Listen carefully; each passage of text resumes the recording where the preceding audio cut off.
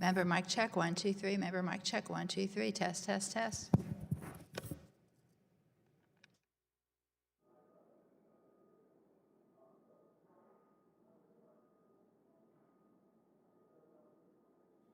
Witness mic, second witness mic. First witness mic, 1, 2, 3. Third witness mic, 1, 2, 3. Fourth witness mic, 1, 2, 3. Test, test, test.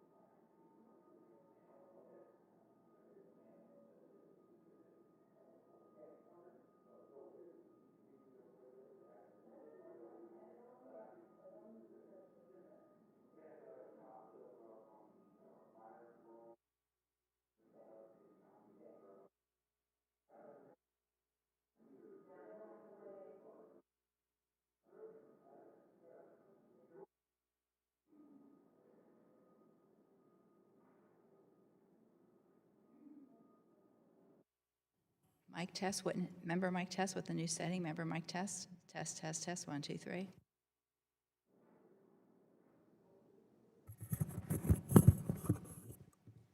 Witness 1 mic. Witness 2 mic. Witness 3 mic. Witness 4 mic. Test, test, test. Chair.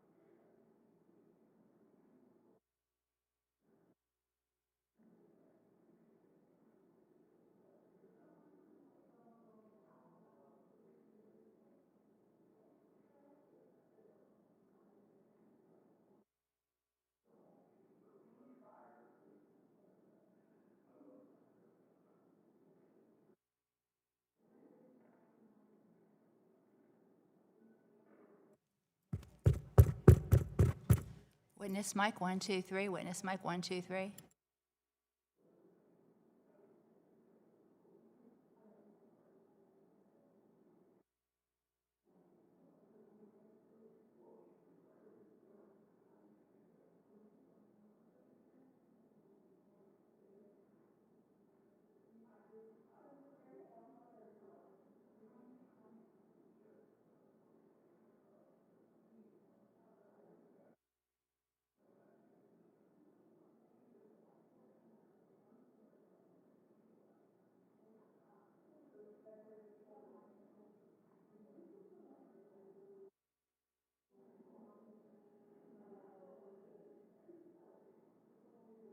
Witness mic 1, 2, 3. Test, test, test.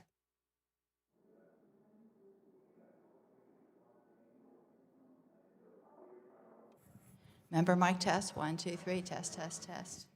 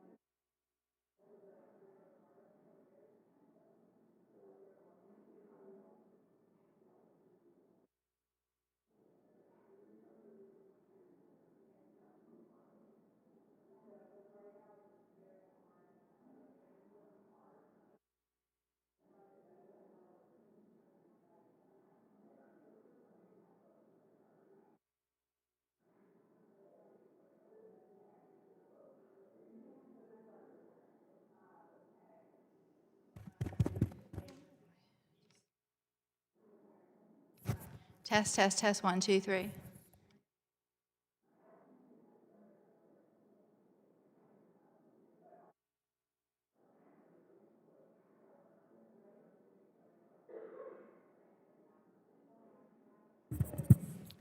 Member mic check 1.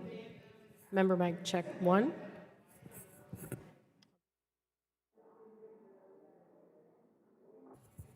Witness mic check 1. Witness mic check 1.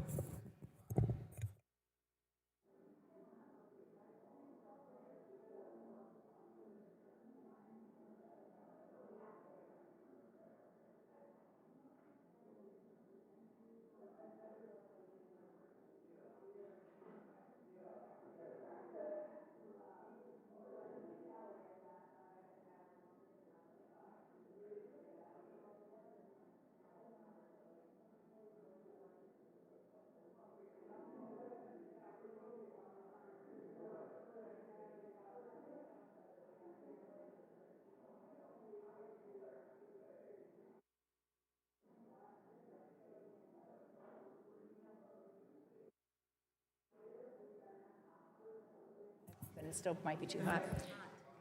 Test, test. 1, 2, 3. Test, test. 1, 2, 3. 1, 2, 3. Member mic, member mic. What do you have yours at?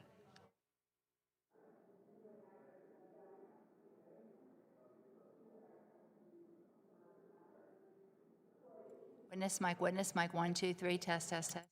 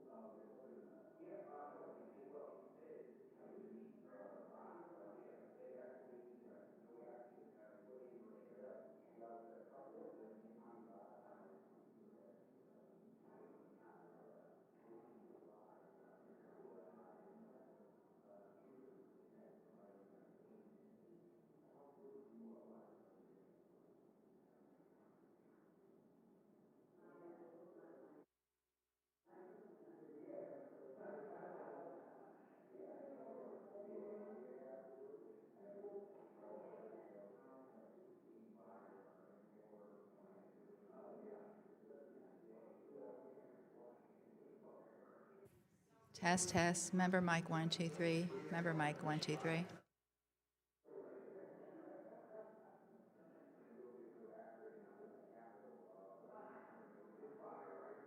Witness Mike, 1, 2, 3. Testing, testing, testing.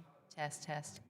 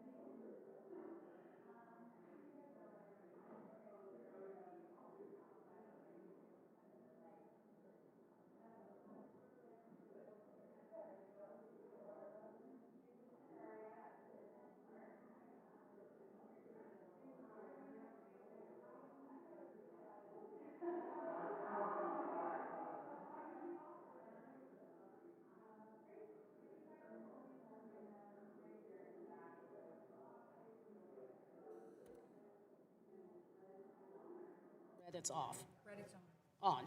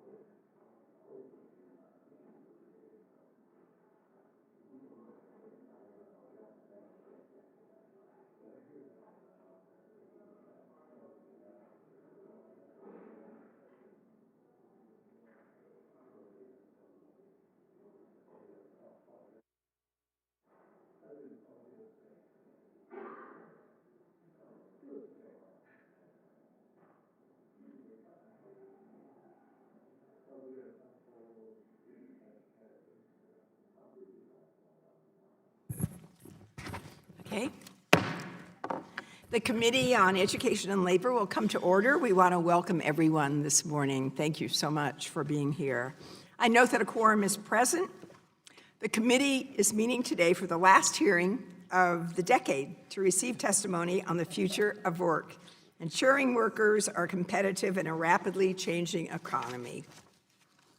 Really important work that we're doing, and it's telling that here we are trying to look into the future, but dealing today with this issue. Pursuant to Committee Rule 7C, opening statements are limited to the chair and the ranking member. This allows us to hear from our witnesses sooner and provide all members with adequate time to ask questions. I want to recognize myself now for the purpose of making an opening statement.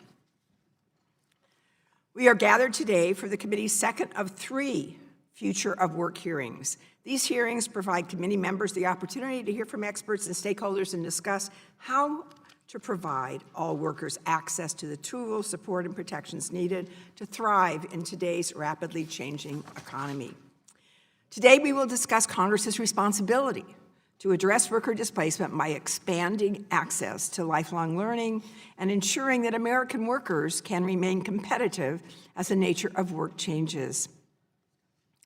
There are a wide range of factors that cause workers to become displaced.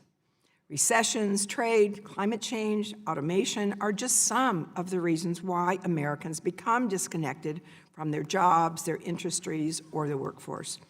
Whatever that cause may be, nearly all displaced workers and their families face a common set of challenges. Financial hardship, poor health, and reduced life expectancy are common consequences for all displaced workers. Workers who lose their jobs can also suffer lower and less stable long-term earnings and may become trapped in a cycle of low-wage, low-mobility jobs. Today, some 53 million workers aged 18 to 64, or 44% of the workforce, have median annual earnings of $17,950 per year. And research shows that over half of these workers will remain in this low-wage bracket even when they transition to another job. Given the severe consequences of worker displacement, you might assume that we have a robust, integrated, and well-funded system to help workers build their skills and get back into the workforce. But unfortunately, you would be wrong. Although worker displacement is a familiar and ongoing challenge, our current policy response consists of a thin patchwork of programs and services that are poorly integrated and increasingly underfunded. Federal investments in workforce training and employment programs have fallen behind other countries, and they continue to decline. We spend only about 0.1% of our GDP on workforce development programs, compared to an average of 0.6% in our peer industrialized nations. And while the U.S. labor force has grown by roughly half over the past 4 decades, federal investment in workforce development has fallen by 2/3. At the same time, employers' investment in workforce training has also decreased. From 1996 to 2008, the percentage of workers receiving employer-sponsored training fell by 42%. I'm going to say that again. The percentage of workers receiving, this is from 96 to 08, the The percentage of workers receiving employer-sponsored training fell by 42%. That's a kind of staggering number to remember. Lower-skilled workers who could benefit the most from training often receive the least, as employers direct most investment toward workers who already hold high-skilled and managerial positions. Adequate investment is not the only challenge. The existing patchwork of policies and programs makes it difficult for displaced workers to access the resources that they need. Under the current system, eligibility for benefits and services is geared toward workers who've suffered only specific causes of displacement. Workers affected by trade receive the most support than others, and they would probably tell you that that's also not adequate. The burden generally falls on the worker to prove the cause of their displacement and then find which programs or services they're eligible to receive. As automation and other emerging trends continue to disrupt our economy in new ways, we must reshape workforce programs to help all workers at risk of displacement secure in-demand skills. Reskilling alone is insufficient to ensure workers can remain competitive. We must explore policies to proactively prevent displacement, enhance worker supports like career guidance, and promote lifelong learning. Today, our witnesses will also help us discuss policies Congress could pass to ensure workers threatened by displacement are not left to fend for themselves. We know, for example, that we must substantially increase federal investments in workforce development. And in fact, the Council of Economic Advisors reported that the U.S. would have to spend $80.4 billion more per year to match the average spending on workforce programs by our peer industrialized countries relative to GDP. We also must make it easier for workers to locate the resources to transition between jobs or build new skills. Improving data collection methods and increasing credential transparency in our workforce system would be one good example, I think, that would match job seekers with employers, inform career navigation services, and help workers find sustainable career pathways. We must build from what we know works, like trade adjustment assistance, community college and career training, or TAP grants, and expand career navigation supports. And finally, Congress must ensure that resources for lifelong learning programs, which help workers access education and training opportunities, can be accessed by all workers and in all parts of the country. While there is a cost to these actions, inaction would come at a far greater cost to working families. Well-prepared workers are better equipped to grow our economy and contribute to their communities. The bottom line is clear. Congress must invest in a system that brings workforce systems, employers, labor, and educators together to ensure the success of workers in the future. I want to thank all of you again, thank our witnesses for being here, and I now yield to the ranking member, Mr. Schmucker, for an opening statement. Thank you for yielding. Today, we're here to discuss the future of work and how federal policies and federal programs can help to ensure that workers can remain competitive in a rapidly changing economy. There is a lot of good news here. American workers are benefiting from a strong economy ushered in by Republican pro-growth policies. Wages are on the rise, jobs are being created, and unemployment is at a 50-year low. Thanks to this thriving economy, displacement rates are lower than they have been in years. Numbers from the Bureau of Labor Statistics illustrate that job separations today are largely voluntary. However, displacement continues to occur, and it will be unavoidable as technology evolves and the skills needed to compete in the labor market change. While we must acknowledge the problems associated with displacement and work to address them, our first step must be to help workers to acquire the skills and knowledge they need to get off the sidelines and into one of the millions of jobs that are open today across the nation. According to a 2018 survey of U.S. employers, nearly half of all job creators struggle to hire employees with the right skills for the job, which has led to 7 million unfilled positions throughout the country and a substantial skills gap that plagues our workforce. Earlier this year, this committee heard from Daniel Pianko, co-founder and managing director of University Ventures, a company working to transform the pathway from higher education to employment. Bianco said in his testimony, the skills gap is exacting a heavy toll on American families and institutions. It is impeding economic growth, promoting generational inequity, jeopardizing the American dream, and creating real anxiety about the future of work. Fortunately, we know that skills-based education, like apprenticeships, are proven to help address the growing skills gap that we currently face. That is why my Republican colleagues and I have taken steps to advance work-based learning opportunities, including further integrating our education and workforce development systems so that we can provide workers with the skills necessary to fill those millions of unfilled jobs. These efforts will aid all workers, including displaced workers.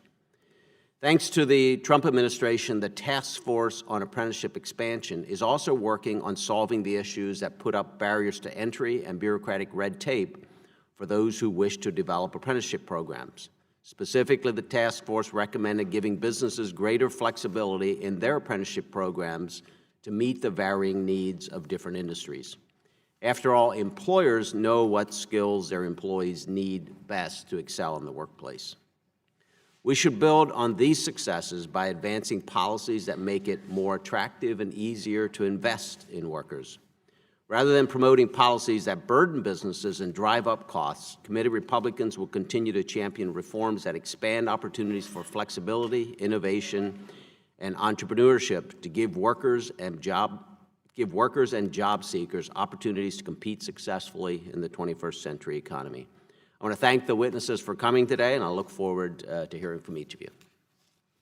I want to thank the gentleman for his statement. Without objection, all other members who wish to insert written statements into the record may do so by submitting them to the committee clerk electronically in Microsoft Word format, usually within 14 days, but since we're meeting here and that falls on January 1st, we'll grant time up until January 6th of 5 o'clock. I'm pleased to recognize my colleague, Representative Jayapal, to briefly introduce her constituent who is appearing before us as a witness today. Thank you, Madam Chair, and I'm so proud to welcome Nova Gatman from Washington State. Ms. Gatman is the Deputy Director for External Affairs on the state's Workforce Training and Education Coordinating Board. She played a key role in coordinating and contributing to the state's Future of Work Task Force, which brought together business leaders, unions, worker advocates, academic experts, and elected officials. The task force just issued a very comprehensive report that I'll be submitting for the record on the future of work. Ms. Gatman was also the co-chair of Washington's National Governors Association Policy Academy on Work-Based Learning, which played a key role in launching Governor Inslee's Career Connect Washington project. I had the opportunity to work with Ms. Gatman when I was in the state Senate, and delighted to have your testimony here today. Welcome. Thank you. And I'll now introduce the remaining witnesses. Seth Harris is an attorney in Washington, D.C. and a visiting professor at Cornell University's Institute for Public Affairs. Previously, he served as the acting U.S. Secretary of Labor and a member of President Obama's cabinet, by the way, and Deputy U.S. Secretary of Labor from 2009 to 2014. James Peretti is a shareholder in the Washington, D.C. office of Littler Mendelson, P.C., and a member of the firm's Workplace Policy Institute. He is also a member of the board of directors of the Emma Coalition and is testifying today on behalf of the Emma Coalition. Brad Markell is the executive director of the AFL-CIO, working for America Institute, and the executive director of the Industrial Union Council at AFL-CIO. We appreciate all of you being here and look forward to your testimony, and I want to especially thank those of you who have traveled to be here with us today. I want to remind the witnesses that we have read your written statements, and they will appear in full in the hearing record. Pursuant to Committee Rule 7D and committee practice, each of you is asked to limit your oral presentation to a 5-minute summary of your written statement. I need to remind the witnesses that pursuant to Title 18 of the U.S. Code, Section 1001, it is illegal to knowingly and willfully falsify any statement, representation, writing, document, or material fact presented to Congress, or otherwise conceal or cover up material fact. Before you begin your testimony, please remember to press the button on the microphone in front of you so that it will turn on and the members can hear you. As you begin to speak, the light in front of you will turn green, and after 4 minutes, the light will turn yellow to signal that you have 1 remaining minute. When the light turns red, your 5 minutes have expired, and we ask that you please wrap up. We will let the entire panel make their presentation before we move to member questions, and when answering a question, please remember to once again turn your microphone on. I will first recognize Mr. Harris. I'd like to inform you that Ms. Wild and Ms. Schreier will be joining us at this hearing, other members from other subcommittees. Mr. Harris, why don't you start? Thank you, Madam Chair, Ranking Member Smucker, and members of the subcommittee. Thank you for the opportunity to testify today. I'll share some lessons I learned while overseeing the Labor Department's workforce development programs and leading the department's response to the Great Recession and its aftermath. Of course, economic catastrophes like the Great Recession are not the only causes of worker displacement. Trade and technology are also important. They've combined to shift employment growth from middle-skill occupations toward low-skill and high-skill occupations, but worker dislocation has many causes. Workers face relentless change, which puts them at continual risk. Technologies, products and services, markets, transportation systems, and capital investment all evolve, often unpredictably. But American workers' needs do not change. They always need sufficient income to support themselves and their families. They also need an opportunity to secure a place in the American middle class through hard work if they're able. Greater opportunities to acquire skills and knowledge will enable working people to respond to dislocations and change. Without those opportunities, middle-skill workers risk slipping out of the middle class, and workers in low-wage, low-skill jobs who are most likely to cycle into similar jobs rather than moving to higher-skill jobs risk being permanently locked out of the middle class. Unfortunately, the workforce development system struggles to help all who need it. It has a patchwork design. Programs serve only particular populations of workers: dislocated, disadvantaged, ex-offenders, trade-affected workers, out-of-school youth, and others. Too many cannot find a place in any of those programs. And even eligible workers are challenged because the system is grossly underfunded. Since 2001, Congress has slashed funding for many programs. Hundreds of thousands more workers could have been trained if Congress appropriated at the authorized or fiscal 2001 levels for Workforce Innovation and Opportunity Act programs. Inadequate funding also skews services away from job training. In the first quarter of 2019, only 12% of exiters and 19% of program participants in the WIA Dislocated Workers Program received training services. Here are 4 additional and fundamental challenges. First, learning while working is both expensive and demanding. Most workers have neither the time nor the money to pursue the credentials they need. Second, the landscape of education and training credentials is complex, too complex for ordinary workers to sort out on their own. Third, career pathways are difficult to navigate and most workers get little guidance. Fourth, workers do not have a guarantee in most instances that more education or training will result in a better job. The failure to address these challenges has contributed to the disturbing fact that rates of upward income mobility in the United States, that is, doing better than our parents, have been cut almost in half over the course of 2 generations. Let me suggest 7 solutions. Solution 1, unions make a huge difference in education and training.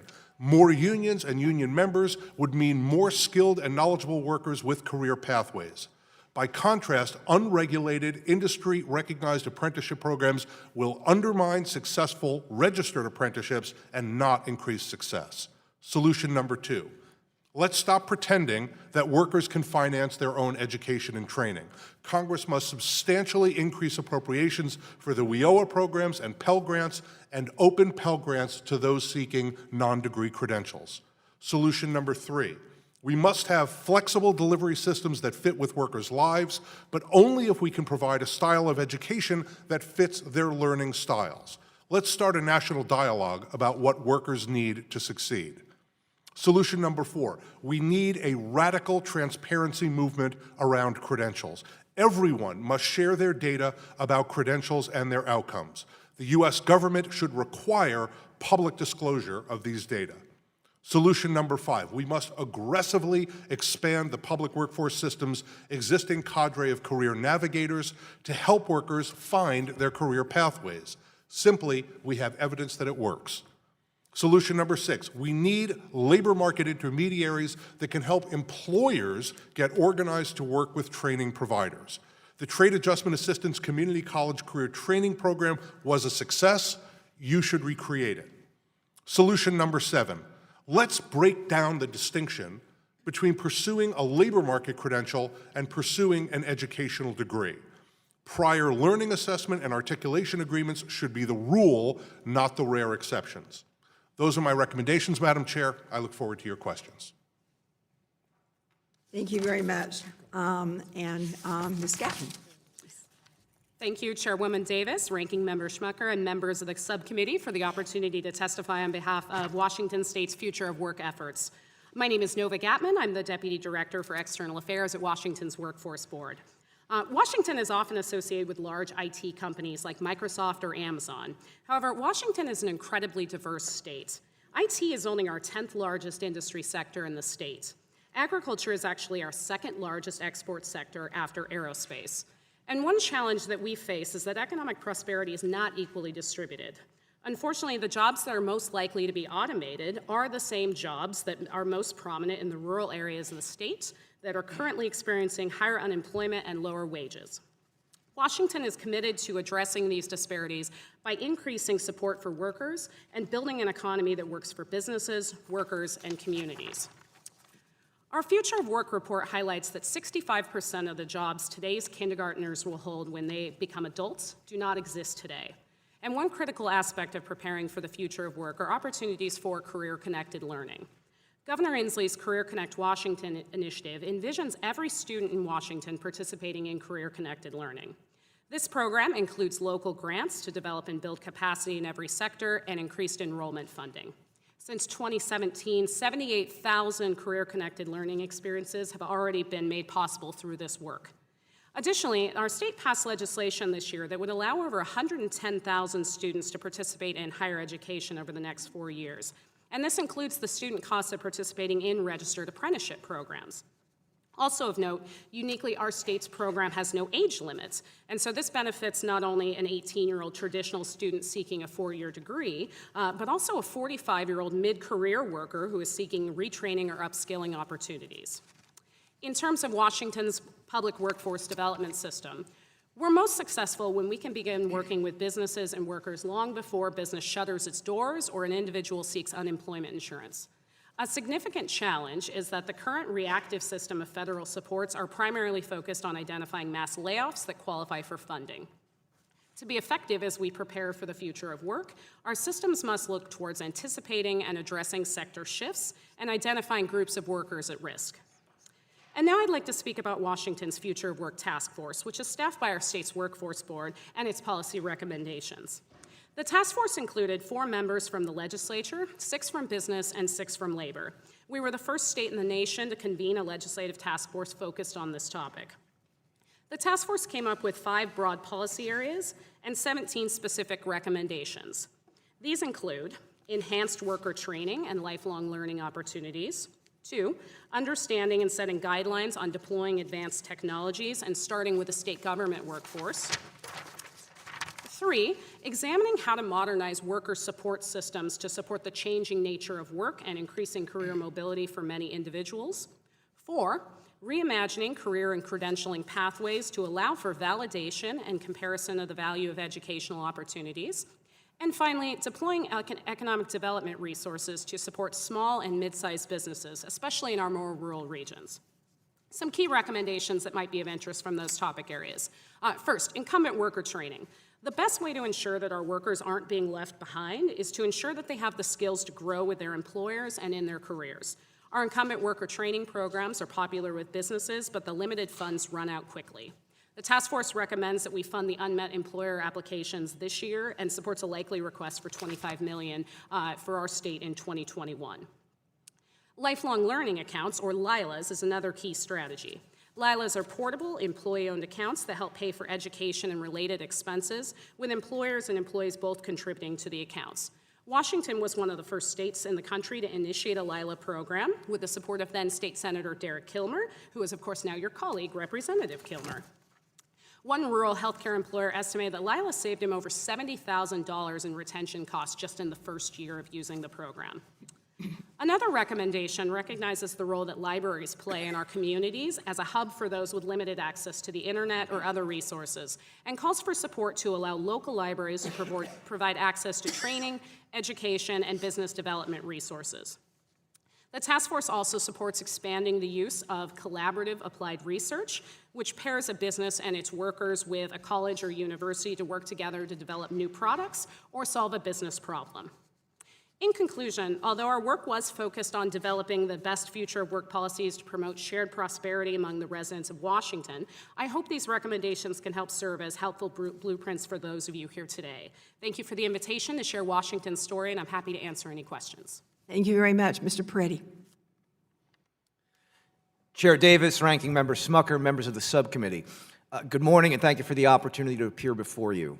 My name is Jim Peretti. I'm a shareholder in the law firm of Littler Mendelson and a member of the board of directors of the Emma Coalition. My testimony here this morning is solely on behalf of the Emma Coalition, not my firm or any of its clients. The Emma Coalition is a nonpartisan 501c3 corporation dedicated to the preparation of the American workforce for technology-induced displacement of employment, or what we call TIDE. We seek to bring together businesses, trade associations, labor, academic institutions, and policymakers to address the challenges and opportunities presented by TIDE that our workforce is already facing. We believe that with proper preparation, employers and workers can thrive in TIDE, but if they do nothing, TIDE will overwhelm them. Now, I'm often asked, what does Emma stand for in Washington? Everything's an acronym. Well, Emma is not a what, but a who, and she's the 8-year-old granddaughter of Michael Lotito, one of my partners and the president and co-founder of the Emma Coalition. More than that, Emma represents the next generation of our workforce. Each of us in this room today has an Emma, and we owe it to all of them to ensure a skilled and prepared workforce so that all Emmas will be able to succeed. The National Restaurant Association is also a co-founder of the Emma Coalition. The restaurant industry comprises over 1 million restaurants and outlets nationally, employing 15.3 million employees, roughly 10% of the U.S. workforce. Given that 1 in 3 Americans get their first job in the restaurant industry, it is at the epicenter of TIDE, and the NRA is helping its members meet its challenges. I discuss some of the ways in which it's doing so in my written testimony. Respectfully, the question of whether TIDE will fundamentally reshape our workforce is no longer before the subcommittee. That ship has sailed. The questions now before you are when, how, and to what extent these changes will come, and most important, what can we do to prepare for them? A few key points. First, the speed at which TIDE is changing the workplace is exponentially faster than any we've seen before. This is perhaps the most striking way in which this industrial revolution differs from the ones that have come before it, and why we at Emma believe a response is urgent. Second, disruption caused by TIDE will affect everyone, regardless of class, race, geography, age, or industry. But its impact will be felt by some individuals, and in certain sectors, more than others. Third, while we might assume that only blue-collar or lower-skilled occupations will be impacted by TIDE, it is clear that white-collar jobs in banking, accounting, healthcare, law, other industries will also face disruption. Finally, while the disruption caused by TIDE may be unsettling, TIDE need not be wholly negative, and in the long run is likely to have an overall positive effect on the labor market. That is, if we take steps to ensure that our workforce is prepared. I'm excited to be here this morning alongside the Washington State Task Force on the Future of Work. We welcome the release of their report earlier this month, and we believe that Washington State's recognition that the time for action is now should serve as a model for other states and localities in facing the challenges of TIDE. We're doing everything we can to put that out there. Another group with whom we're working is America Succeeds. America Succeeds supports a national network of nonpartisan, business-led policy education and committed to improving public education and creating a culture of lifelong learning. In the 21st century workplace, it's no longer simply the 3 R's that count. Our students must also master the 4 C's of critical thinking, creativity, communication, and collaboration. We look forward to working with America Succeeds in their efforts. We are convinced that data analytics will be crucial in responding to TIDE. We need to determine how we can use data to identify at a granular level which jobs are most susceptible to displacement, what jobs are likely to replace them, what skills are necessary for success in these new jobs, what sort of upskilling is necessary to close the gap, that delta, and how do we effectively deliver what will enable displaced workers to succeed. We are actively exploring ways with data vendors to do so.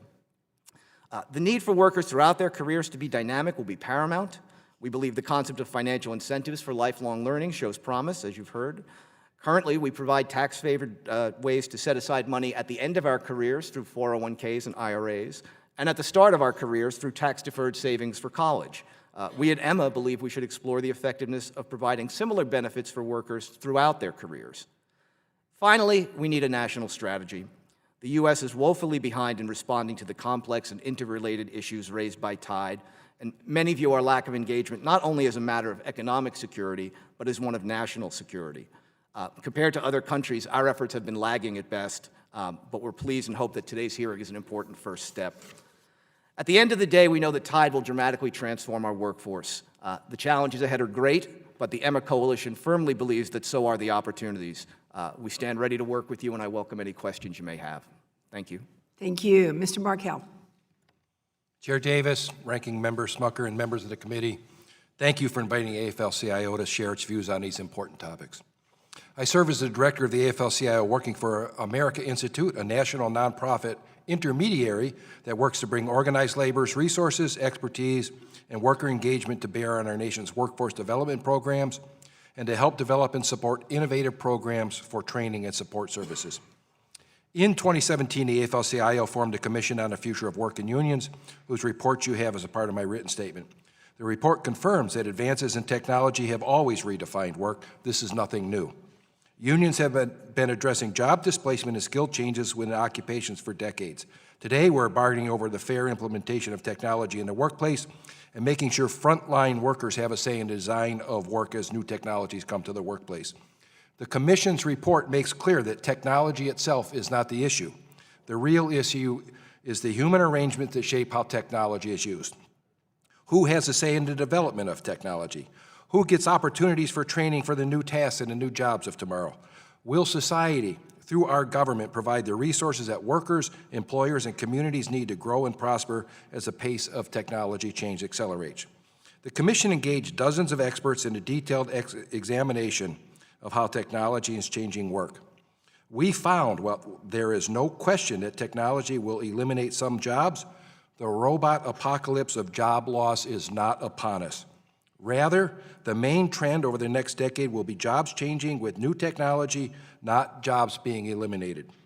This leads to the inescapable conclusion that we must focus on understanding how tasks will change within occupations to make sure that incumbent workers get the skills they need to stay employed, and to be clear about the new skills needed in occupations that can employ displaced workers no matter why they are displaced. As documented in my written testimony, people of color in low-income communities are overrepresented in occupations vulnerable to disruption and have well-identified challenges when it comes to employment transition. In the work of WAI and its partners, we have found that these challenges can be overcome by providing services that address specific barriers, such as childcare, transportation, or access to basic skills refresher training. We urge the committee and the Congress to take special care in addressing and funding these programs so all Americans can have a chance to succeed as technology changes our workplaces and the way we work. Many Americans have missed out on the gains of a growing economy. Rapidly changing technology can make this worse, or it can be an opportunity to solve the very real problems of inequality and inequity in our society. We believe that a successful path is an all-of-the-above approach that meets workers and employers where they are and helps them succeed. This includes increased funding for workforce development programs and support services with special attention to underserved and vulnerable populations. Promote and fund registered apprenticeship, including programs to align them with changing technology. Reform and expand unemployment insurance and expand access to job search assistance. Reform trade adjustment assistance to expand it to cover workers displaced by technology. Expand the role of sector partnerships, labor workforce intermediaries, and joint labor management training programs in the workforce system. Pass the PRO Act. Good outcomes for workers depend on workers having an actual voice in the workplace. An open-door policy doesn't cut it. You need institutional power so that workers can have a voice that really puts their interests on an even setting with employers. Finally, we can make public investments that will create high-quality training and good jobs and increase opportunity for everyone. This Congress can and must lead the way. I thank you, and I look forward to your questions. Thank you very much. Under Committee Rule 8, we'll now question witnesses under the 5-minute rule. And as chair, I'll ask the first question and then be followed by the ranking member, and then we'll alternate between the parties. I now recognize myself for 5 minutes. Now, you've all laid out a few recommendations that I think are very helpful to us, and we know that we're in a new situation in many cases due to technology and a host of other issues. We can't just reinvest perhaps in existing programs. Some of them we may have to decide have not been so helpful, but others we can go and approach in a different way. So I wanted, and I'll start with Mr. Harris, if you could just, of those recommendations that you listed, and I understand that in many cases it's, you mentioned that we can't assume that workers know where to go, how to help themselves in many cases. But what is it that you feel is, really a key barrier, maybe something that we talk about less in terms of these issues? And I think I'd like the rest of you, if you would please, to, of those concerns that you have, what do we usually miss in thinking about these issues? Professor Harris. So I want to highlight the rather egregious market failures that exist in the market for skills, knowledge, and credentials. So essentially the way our system works is we say to workers, figure out what degree or credential or training you should get that's going to get you a job. We're not going to tell you which one. And then either find your own funding or we'll provide you with funding, although you provide very few of them with funding, let me be honest with you. The problem with that kind of an approach is that the people who are making the choices, both workers and employers, don't have the requisite information. Market systems depend upon widely available, free-flowing, readily accessible information. Workers don't know which credentials will end up in their getting jobs, or even what skills and knowledge those credentials certify. Employers also often don't know that. They sometimes don't know what credentials they want people to acquire because they don't know what competencies they want people to be trained in, but they don't understand it any better than anybody else. In the United States right now, and I mentioned this in my testimony, there are more than 730,000 credentials that are offered to workers and employers. No one can sort that out, and no one does. There's no Yelp for credentials in our country. So I think that fundamental market failure is a very serious problem that we need to solve. Thank you. And Ms. Gatman as well. How do we get there? Sure. What gets in the way? One of the things that we've been really working on in Washington is this idea of integrated service delivery. And WIOA, the way it was set up was, it did break down a lot of the barriers where, we are able to serve the whole worker. One of the things that has been a concern for us is the way it's set up, though.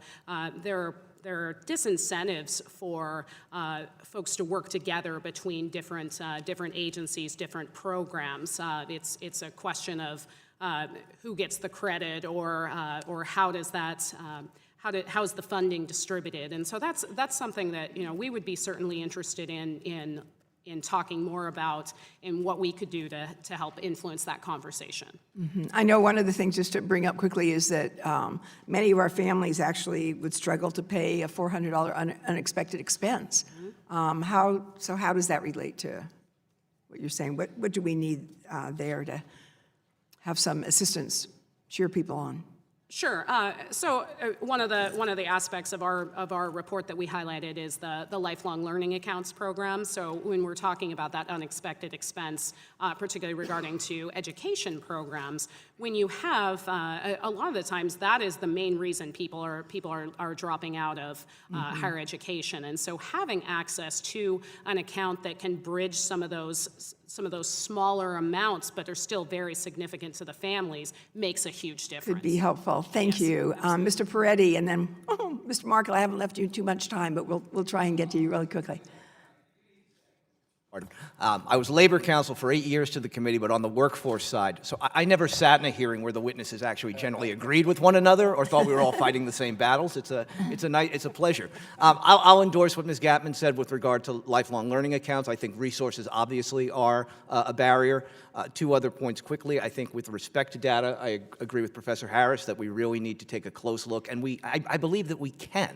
The numbers are out there, whether they're publicly available, some are privately available, industry-based, to say how do we figure out what jobs are going, what are leaving, where are they going, and what are the skills and core competencies needed. Thank you. I'm going to switch to Mr. Markle. We'll be back and talk to everybody some more. Mr. Markle, quickly, is just that one kind of glaring thing that we have to do. Organized labor is really, really concerned that workers are being steered down bad paths that don't lead to good jobs and stable occupations. So we need to learn a lot more about the quality of jobs and the outcomes for training providers that are trying to pull people into training that doesn't lead them anywhere.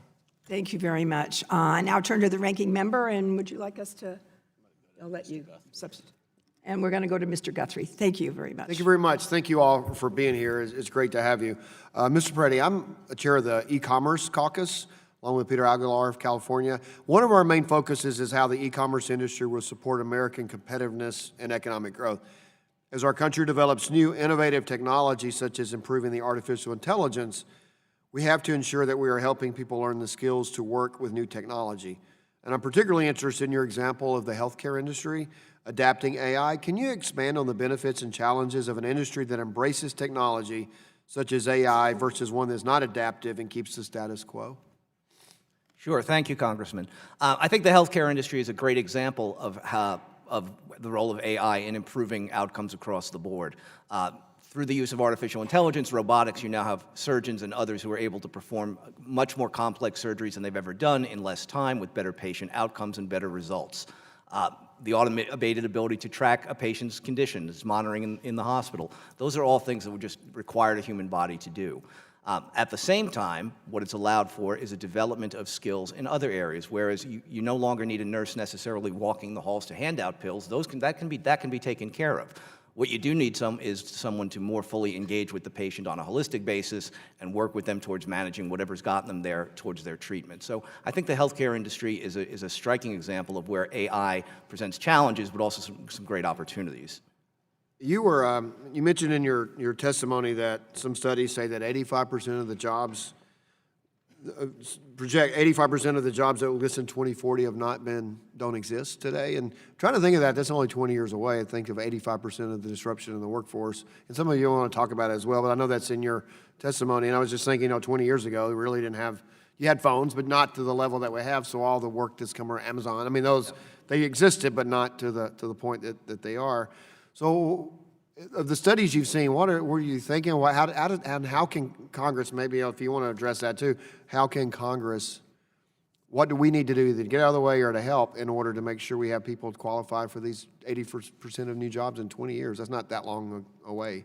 No, and I do say I think we need to acknowledge the studies vary widely. You'll see everything from 45 to 85%, and then on its face, it's a somewhat startling. Still figure. Substantial. It's absolutely substantial. But you think, oh my goodness, these jobs haven't been created yet. Well, as you rightly pointed out, could you imagine 20 years ago the folks who were making and servicing all the platform vehicles that we use now, the phones, the other technology that we're available to.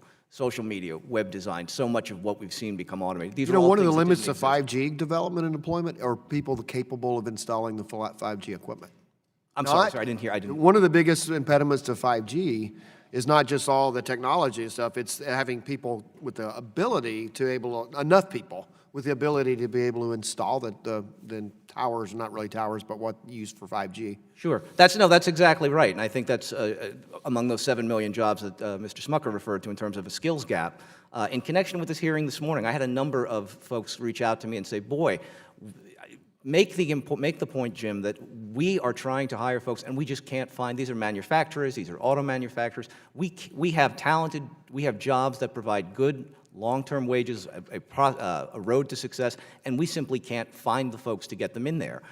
Sometimes that's a failing of the educational system, sometimes that's a failing of the job training system, but I think, a focus from top to bottom, and particularly with respect in K-12, in sort of changing the paradigm. Workers need to understand it's no longer you're going to get there, you're going to get your terminal degree, whether it's a bachelor's, an associate's, or a certificate, and that's going to be enough to carry you. Well, we also have the issue, we're at reinventing. record unemployment and trying to get more people into the workforce. But I've learned, and I was in manufacturing, as Professor Harris talked about, the best people to train are the people already working that need to go up the ladder so they can earn more money. They got the work ethic, they're showing up for work to train, but you get to the flexibility, it's really hard to work in a factory 40 hours a week, hoping for overtime and having a family and trying to, so we have to be flexible with this. And any kind of thoughts of you guys on how you, and that's what we've talked about here, apprenticeships particularly, how do we get people trained as they're working, just to take 4 years off and go back to college and have summers off and spring break and fall break. That's just not what these people are looking for. They're looking for a pathway to be able to earn a living.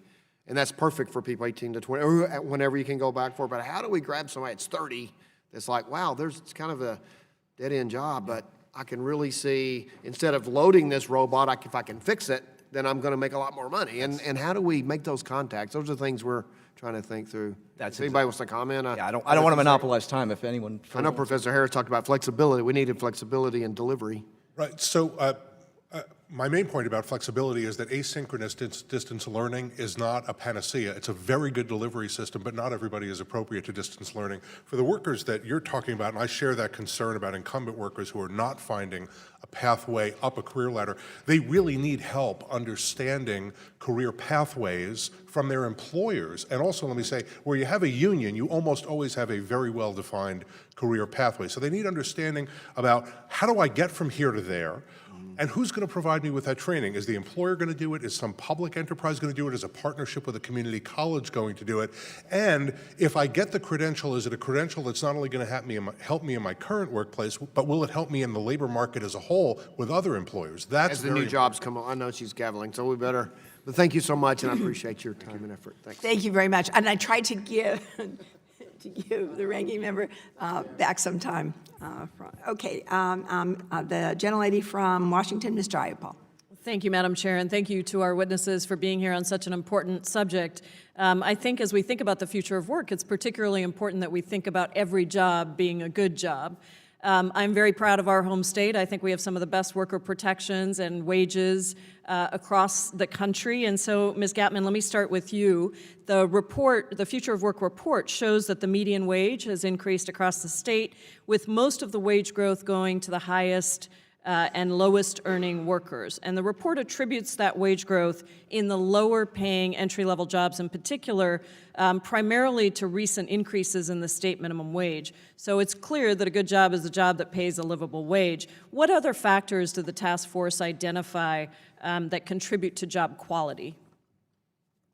Thank you, Representative. The task force spent a lot of time on this topic. It's a broad category, job quality, that encompasses a wide range of characteristics: pay, hours worked, job safety. There's a range of different areas there. We identified the following 6 topics that really we felt encompassed whether a job was a quality job to a worker. And each section goes into greater detail in our report. I encourage you to take a look if you haven't had a chance yet. But those areas, wage growth and wage disparity first. Second, worker voice, self-determination, and job autonomy. Third, employment structure, relationships, and benefits. Fourth, job de-skilling. Fifth, an accessible career pipeline. 5 areas, actually.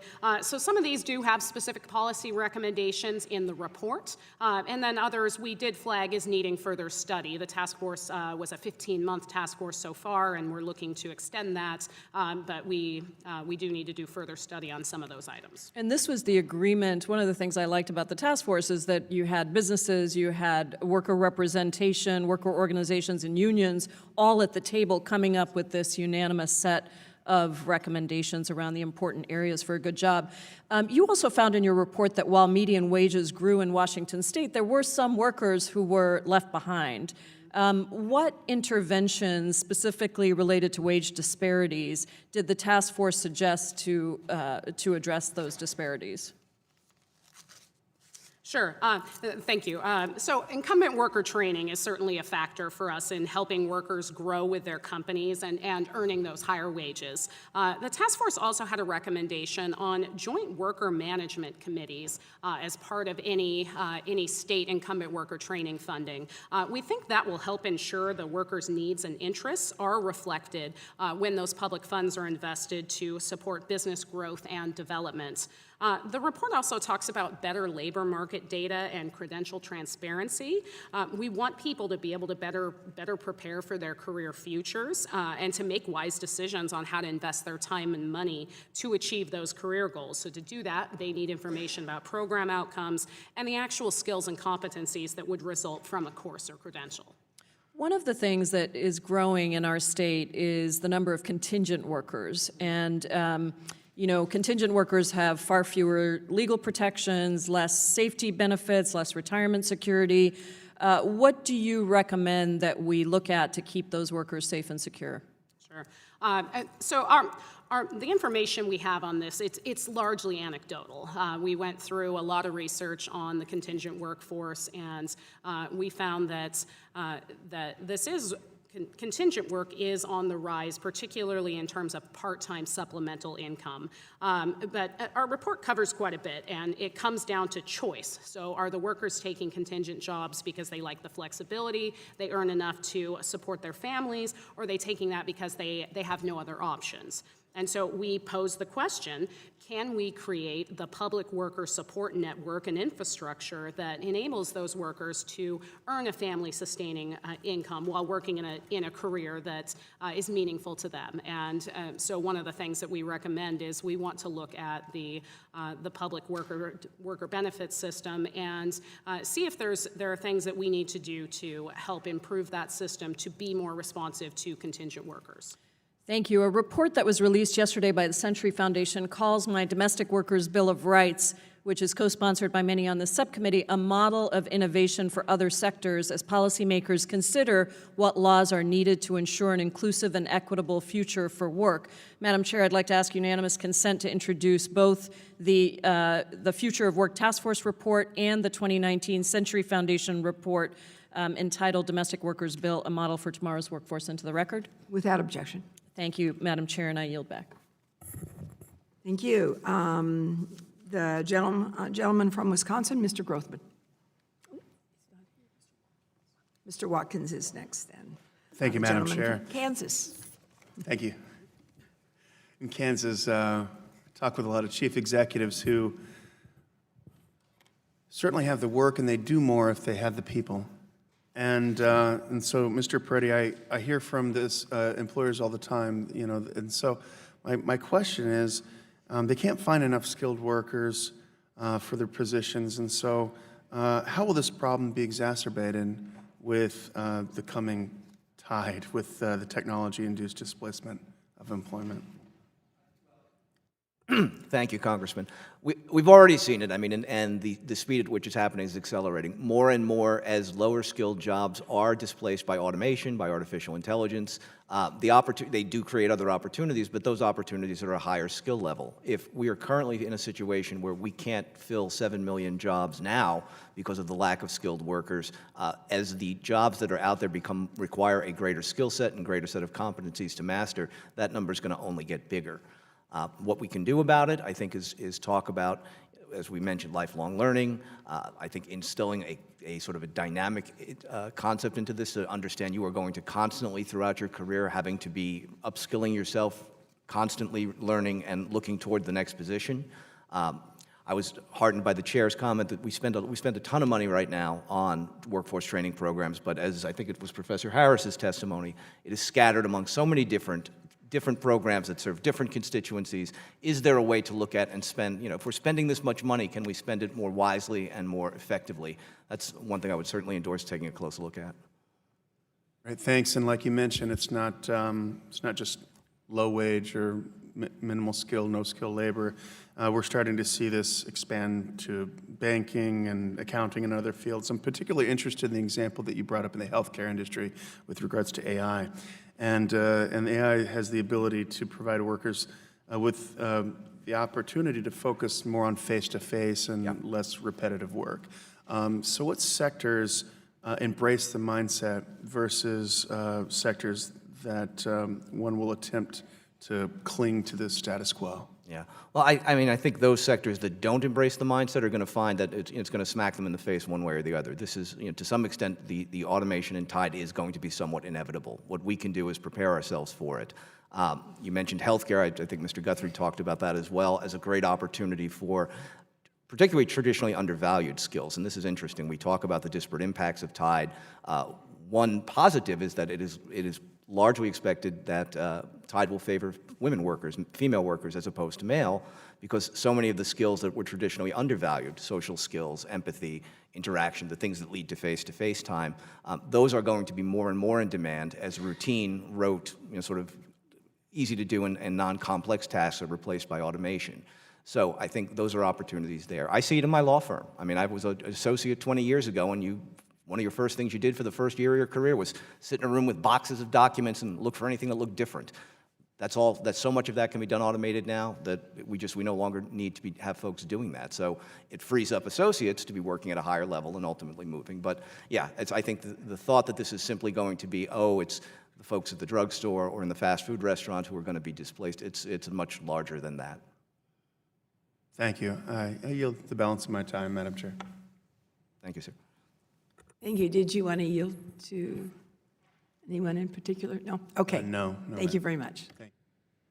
Okay. The gentleman from Connecticut, Mr. Courtney. Thank you, Madam Chairman, for holding this hearing and to the witnesses for being here this morning. Professor Harris, I just wanted to go back to one of your comments about the fact that a creative way to address this problem is to use the Pell Grant program to be available for non-degree credential programs.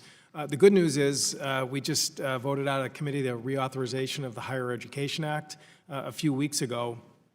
And Section 4013 actually embraced that concept for the first time. Again, we are opening up Pell Grants to non-degree programs. And again, just for the record, Madam Chairman, I just want to enter into the record Section 4013 from the CAA so that we can, again, thank you, without make that objection. part of the record. However, one point which there was a little bit of a dust-up during the markup was on the question of which programs should actually be allowed to use public dollars. Again, the section which I just referenced was careful to make sure that it was WIOA certified programs. Again, programs which have kind of, we've run the traps on to make sure they're not junk certificates. And I was wondering, again, if you could just sort of, just comment on whether or not that's the right approach to just make sure we're not indiscriminately opening up, public dollars to programs which may not provide anything of value. Yes, I think the committee got it exactly right. We need to ensure that the programs that are funded with Pell Grant money, and I would say not just Pell Grant money, but all public money, are actually delivering training and credentials that have value in the labor market for workers, preferably paired with career pathways advice and guidance that allows those credentials to actually turn directly into a job. So I think that's exactly right. The only point that I would add about Pell Grants is that I think it's exactly right to open it up to non-degree credentials, but that means we need more money, because otherwise you're robbing Peter to pay Paul. And what I'd rather do is let's help Peter and Paul get the training and education that they need. So let's expand the funding, the appropriations for Pell Grants as much as we possibly can to accommodate the additional influx of people using it for non-degree credentials. Great. Well, yesterday's minibus that actually did plus up to some degree Pell for the first time in years. I realize, but it's at least we're moving into positive territory. Mr. Markle, again, you talked about the registered apprenticeship program, which, again, I think there's very strong bipartisan support for plussing or sizing it up to deal with the skills gap, job openings in the economy there. However, again, to go back to the discussion we just had on credentialed certificate non-degree programs, it's key, isn't it, to make sure that apprenticeship certificates that have been around since the Fitzgerald Act passed in 1937 continues to maintain some standards to make sure that workers have something that is portable, and also employers know that they're getting something of quality. I was wondering if you could comment on that. Excuse me. We are really keen to see registered apprenticeship move into different occupations across different sectors. We think it's a great model. There's a lot of protections for employees and employers, frankly, in the registered apprenticeship model. We know things like EEOC plans are required inside of registered apprenticeships. We know that there are plans in contracts that are signed. We're seeing some, for instance, in the tech industry. The tech industry has decided that there's sort of two paths now. You can come from a fancy college, or you can go to a registered apprenticeship, and they'll put you into a pretty good job and give you a good career pathway. In healthcare, registered apprenticeships are expanding. In our own work, we are pushing registered apprenticeships into the production workforce in manufacturing, because we think that as technology changes and skills are pushed onto the production floor, you're going to see the average worker, the production worker, who used to just show up and hit their machine and do their work, starting to have tasks that are associated with technology. Registered apprenticeship is a way to codify that, to spread it across employers, and to make sure that everybody gets a fair shot at a credential that is going to be recognized, gives them a chance to change jobs if they want to, gives them a chance to move, lets employers know that they're getting the right skills when they get the person with that apprenticeship. Great. Well, I know the chairwoman is very focused on moving this issue forward next year, and again, we'll take your comments, I'm sure, into consideration as we start that markup process. With that, I yield back. Thank you very much. And Mr. Walker, the gentleman from North Carolina. Thank you, Madam Chair. It's no secret that American businesses across all industries are making automation advancements in their day-to-day activities. I think we would all agree with that. This is a reality that North Carolinians in my district face every day. In fact, Mr. Peretti, you previously mentioned Greensboro, a city in my district, as being one of the cities that has high automation potential. But the solution to ensuring that workers are prepared for new automation-driven jobs is not found in my opinion, additional mandates imposed on local businesses by the federal government. Our evidence shows that it is found in private-public partnerships that facilitate collaboration between employers and employees to engage in ongoing training. So, Mr. Peretti, we have repeatedly heard today that increased automation is the main cause for job displacement. However, the growing trends toward automation can actually have a positive impact on our economy.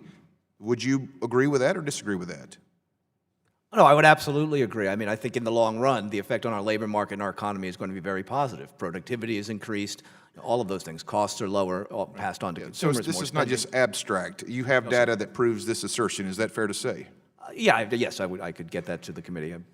You mentioned in your testimony the importance of offering tax incentives to encourage saving for new training and development, similar to a 529 savings accounts or 401k. Can you explain what would be the benefit to displaced workers if they had access to these kinds of savings accounts? Certainly. Two areas come to mind. One is just the fact of having the money set aside in a tax-favored way. That means when it is time to reskill, and perhaps before it is time. We don't endorse the concept of you should wait for your job to be gone to start thinking about the next one. You should constantly be building your skills, and if you have those resources to draw on, like a lifelong learning account or something of that sort, that provides that for you. Also, done correctly, they provide a portability of benefits. I think one of the members on the earlier mentioned the contingent workforce. Now, that number is not, BLS data suggests that number is not growing as quickly as the trope would suggest, that, oh, we're all becoming contingent workers. The number has actually stayed fairly static, but one thing that certainly contingent workers face is a problem that so many of our benefit systems, starting with the ERISA-governed plans that are within the committee's jurisdiction, are tied to an employer and tied to your employment. If you can carry some of these benefits from employer to different jobs, when you're working in a contingent basis, when you're working full-time, when you're working part-time, I think that goes a long way, too, towards providing a cushion there for folks. What do you feel like the opposition from that particular perspective or approach that you just mentioned, where do you feel that there's opposition preventing that from happening?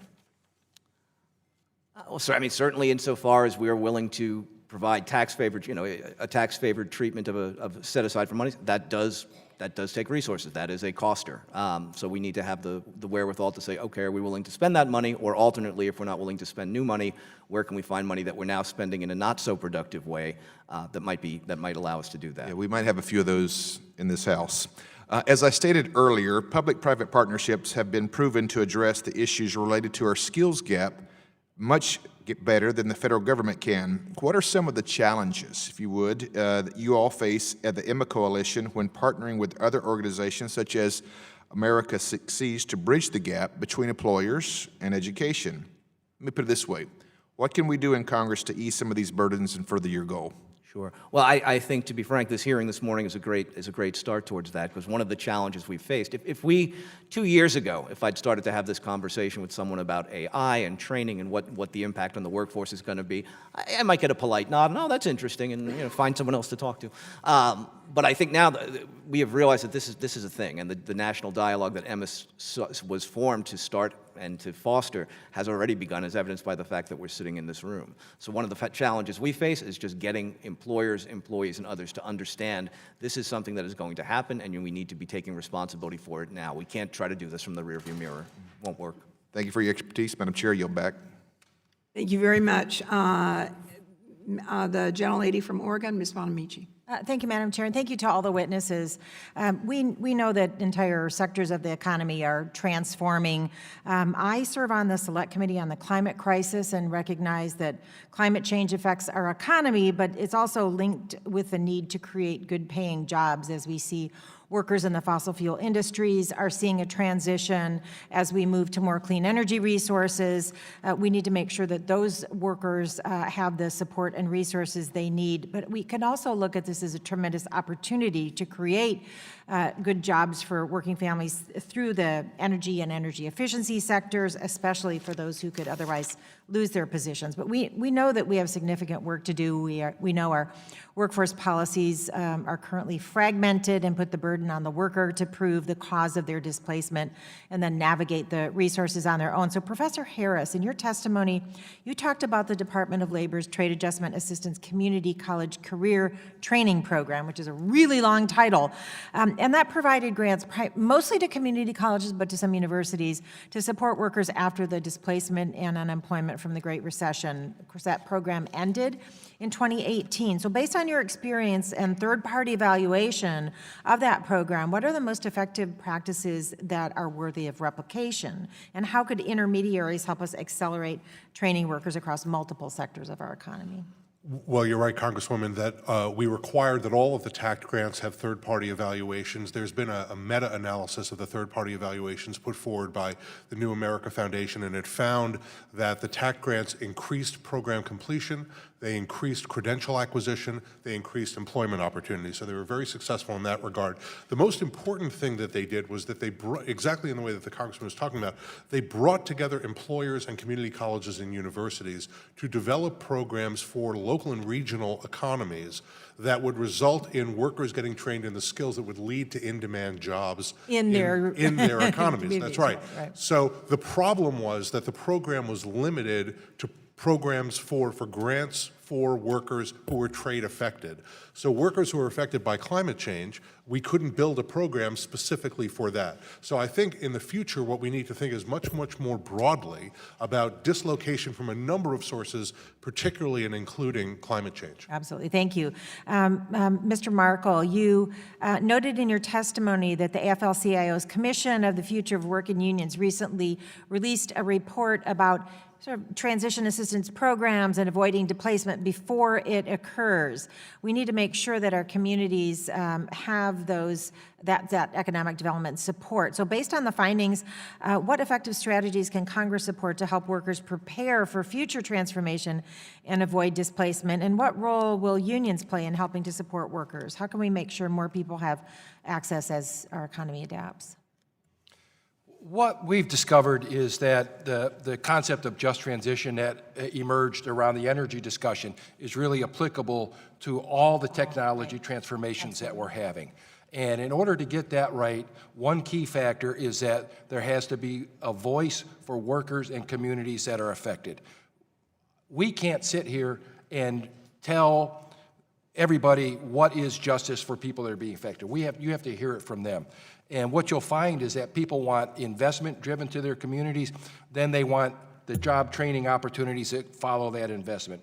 It's really important for workers to understand that they may never have a job in that same sector again, but we need to make all the jobs in those sectors good. That's where unions come in, that's where the PRO Act comes in, and it's super important from labor's point of view that workers and communities are at the table as Absolutely. we discuss these programs, because that's how we're going to get the success that they desire, that they define for themselves.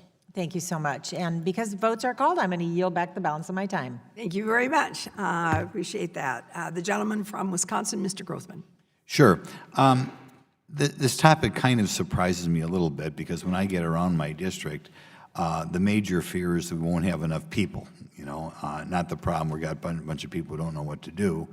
But there's concern, and I think I'll focus that concern particularly on three areas: on construction, on manufacturing, and the medical field.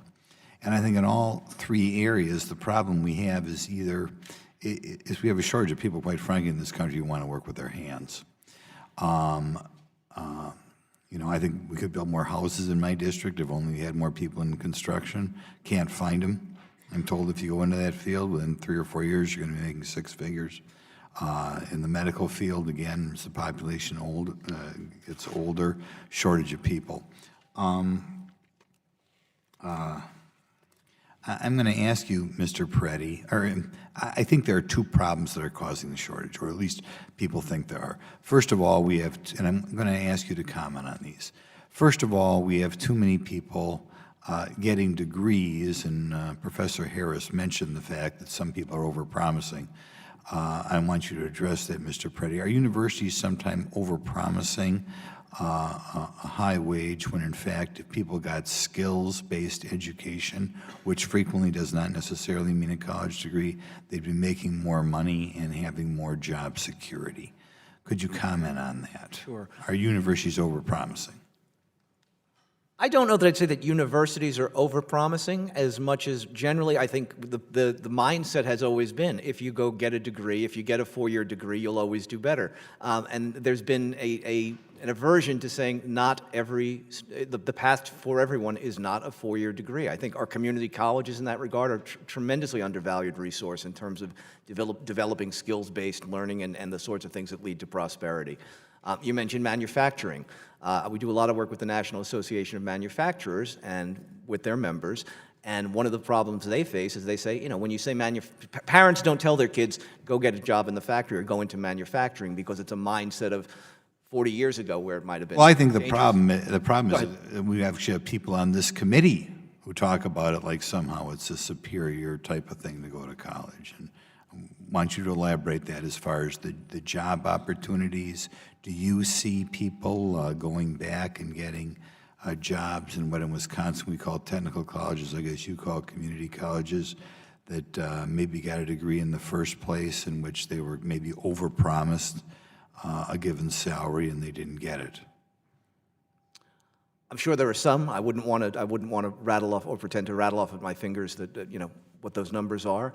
But I certainly do endorse the concept that in whether it's technical or community colleges, providing those sorts of skills, which are necessary. It's even what we traditionally called blue-collar jobs, manufacturing. It's no longer simply enough to be able to use your hands. You need to use your head as well. I was on the floor of a plant in just outside of St. Louis that manufactures fuse boxes, big things you see them on traffic lights and such. Manufactures most of them in the country, in fact.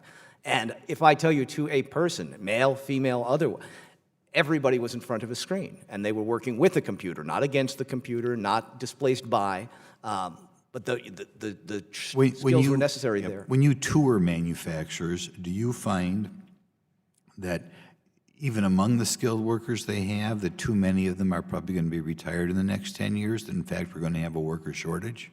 Yes. Okay. Unequivocally. And I'll give you one more question. There's a lot of talk around here about credentialism. I think sometimes credentialism kind of mucks up the economy because you have people who are capable of doing a job, but they don't have the credential.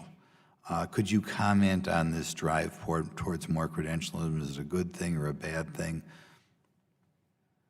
I think knowing what is a valuable credential and what leads to something can be a good thing. I think to be sort of mindlessly stuck on the idea that I can't fill someone in this job if they don't check, the following 3 boxes.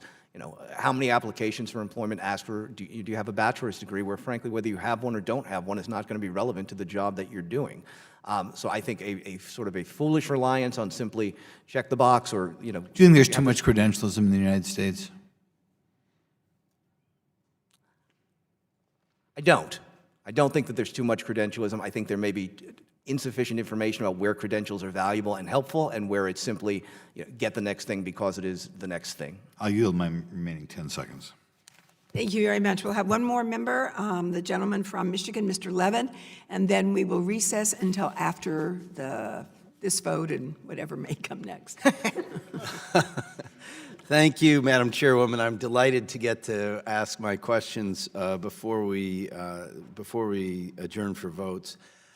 Friends, I'm a little unusual around here. I spent a lot of time working with one of you in the movement to raise up workers in this country. I'm the only member of Congress who used to run a state workforce system. Worked with another one of you in an earlier version of that, and then I also have worked a lot in the clean energy sector. And so I want to put those 3 things together and ask you about what I believe must be the greatest technological disruption ahead, and that is to deal with climate change. We've got to move very, very fast and very, very comprehensively to transform everything about the way we build things, manufacture things, move around, live, work, all of our buildings, all of our transportation.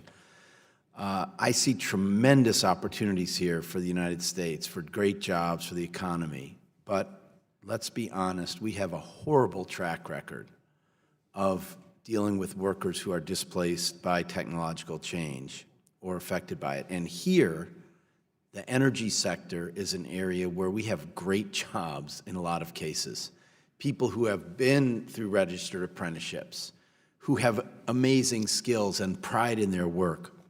So talk to me about how this body, the Congress of the United States, should deal with what we need to do to make sure the workers most affected by any changes involved here are right at the center of the table in discussing, displacement due to climate change and how we can best train people for new jobs and honor the work they've been doing. You want to start, Professor Harris?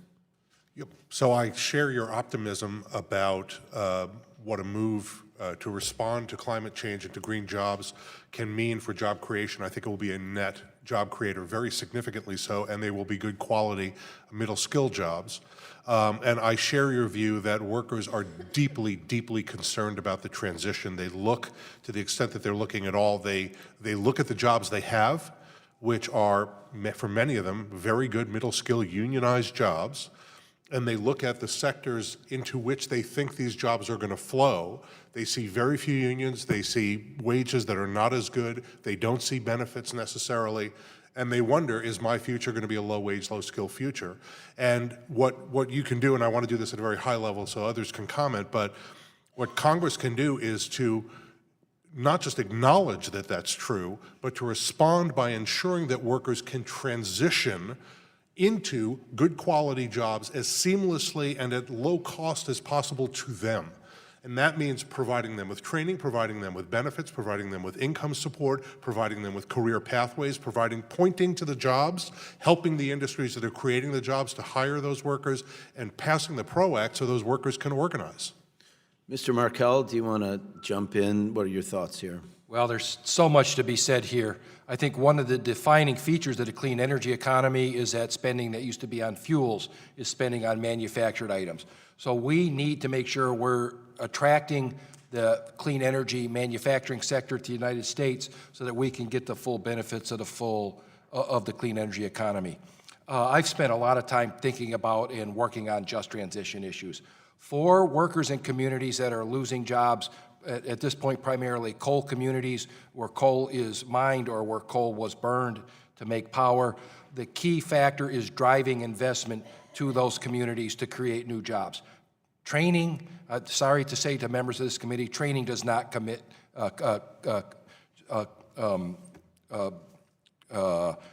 create jobs. Jobs create the need for training. And to the extent that we're going to provide a just transition for coal communities, we need to drive investment to those communities, and we need to make sure that those workers understand that whatever sector they worked in, they're going to have a good job. Ms. Gatman, you have a lot of experience in this. What are your thoughts? Sure, Congressman. So one of the things that we looked at, we did a report on outdoor jobs and the outdoor job sector in Washington State. And one of the things that we recognized from that particular report is we were missing some of the signaling mechanisms to show that some of those green jobs, those outdoor recreation type jobs were in demand. And one of the areas that was really lacking, it was having occupational data available about the jobs that different employees were using. So in that particular sector, the employers were saying, hey, we really need folks, but the administrative data was not showing the need for that particular sector, so we weren't signaling the need for training and education for that. All right, thanks. My time's expired. I appreciate you. Thank you very much. And we will be back after votes. Thank you again. Is that going to be all right for everybody to stay with us? Great, thank you.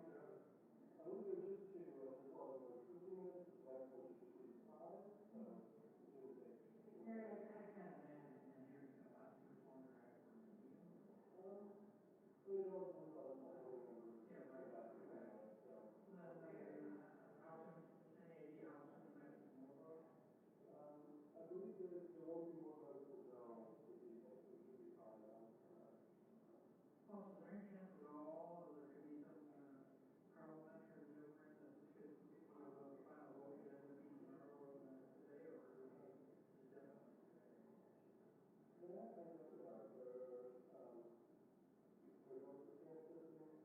It could change.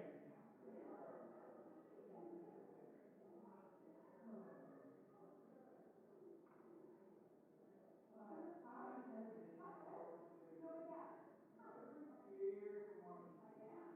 Now, so I mentioned your state law that 2510 was right at 9/11. Everybody was dropping like a rock. Well, you got 98 or 100,000. So I figured how to expand it.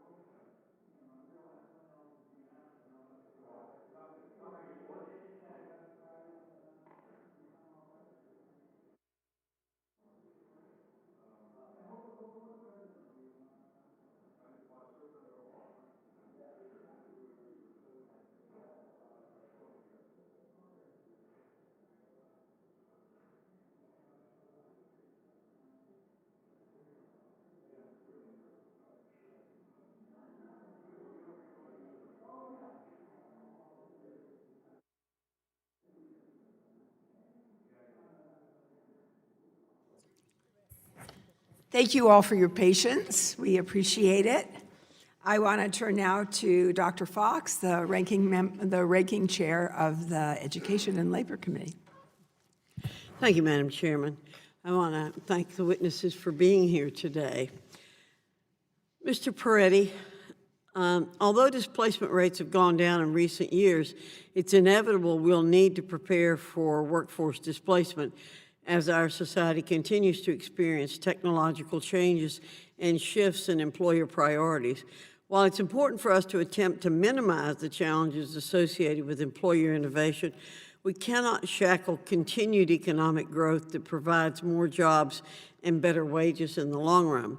Can you please discuss some of the benefits we might see as our nation increases the use of automation?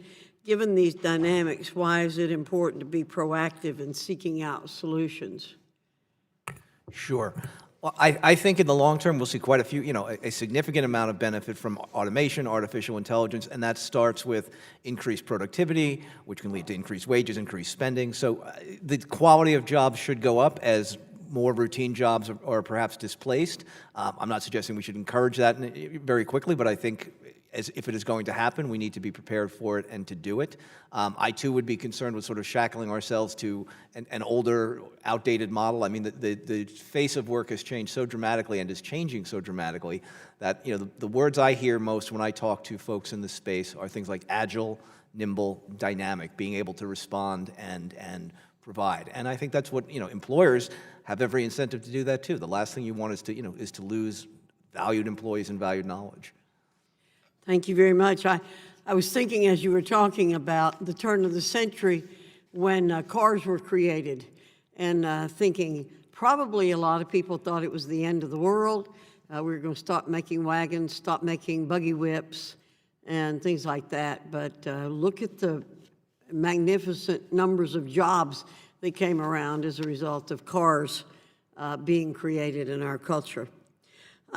Mr. Peretti, you described in your testimony the example of Cargill, a company who focuses on upskilling their employees and was then able to provide higher skilled positions to 90% of those same employees. This seems outside the norm of the typical zero-sum narrative surrounding displacement. What value is there for companies who focus on these types of workforce development efforts in the face of potential disruption? Is this something more companies can do, and can most companies do this? Well, obviously, each company's response is going to be individualized to itself, but Cargill, which I discuss in my testimony, does offer a great example. They were going through a plant closure. They recognized that, and for a period of time that was then going to upskill and automate the plant, they realized that it would be difficult for them to attract jobs, people to fill these new jobs that were going to be created, and they had a valuable workforce, many of whom had invested time, energy, and resources in the company. They made the decision that during that closure, they provided access to training programs. They partnered with a local community college in doing so. And at the end of the day, yes, we're able to bring back something like 90% of the workforce, most of them in better paying and higher paying positions, more skilled positions. Is that the norm? I would hesitate to say it's typical. Is it something that we might aspire to and encourage and foster companies to make those sorts of investments? To the extent that's within your power, our power, I would certainly hope so. Well, I think, again, over the years, as you say, it really is in the interest of the employer to do whatever possible to keep their business going. They face the same kinds of challenges if they're not able to help the employees upskill. I think too often in this setting here, we hear such negative things about employers and how they're taking advantage of employees and don't care about them. So I think having good examples like that is really important. And my experience is that's what's happening all over the country. Employers understand if they want to stay in business, number one, they have to treat their employees well, and they have to plan for the future. And I'm not sure that there's a great understanding on some of our colleagues of the very positive way that employers face these challenges. So thank you very much, and thank you, Madam Chairman. Thank you, Doctor. Thank you. Dr. Adams, gentlelady from North Carolina. Thank you, Chairwoman Davis, Ranking Member Smucker, for convening the hearing today, and thank you all for your testimony. U.S. investment in the public workforce system is sorely inadequate and has declined sharply in recent decades. For example, the National Skills Coalition finds that since 2001, WIOA funding has been cut by 40%, career and technical education funding by 29%, and adult basic education by almost 15%. The United States spends about 0.1% of gross domestic product, or GPD, on workforce development, compared to about 6 times as much in other developed nations. Mr. Harris, I'll start with you. Why has public investment in workforce development declined so sharply in recent decades, and what are the consequences of this reduced investment? Congresswoman, it's certainly not because we don't have a need. We absolutely have demand among workers for these services. I think frankly, that it's a failure of political will. It's really incumbent upon Congress to provide those resources. Let me add one additional statistic to the ones that you cited, all of which are exactly on point. Among the countries that are members of the Organization for Economic Cooperation and Development, 28 of them, we are second to last in public investment per GDP. Mexico is the only country that does worse. We're behind Latvia, Estonia, and Poland in our investment in workforce development. So I agree with the import of your question. We need to do dramatically more to invest in these things in order for workers to get the training they need. They can't finance it themselves. Right, thank you very much. One of the things that I've heard from our county workforce boards in North Carolina is that there isn't enough of a focus by state and local policymakers on finding work for displaced workers, and that the framework which gives youth apprenticeships needed skills and training is not well aligned for that purpose, particularly since WIOA is underfunded and not fully implemented. Ms. Gatman, your state's Future of Work Task Force report recommends supporting the Workforces Board's request for additional funding for incumbent worker training. So can you explain the focus on incumbent worker training? For example, did the task force identify the lack of private sector investment in incumbent training, and what are the barriers to that investment that make public investment necessary? Sure. Thank you, Congresswoman.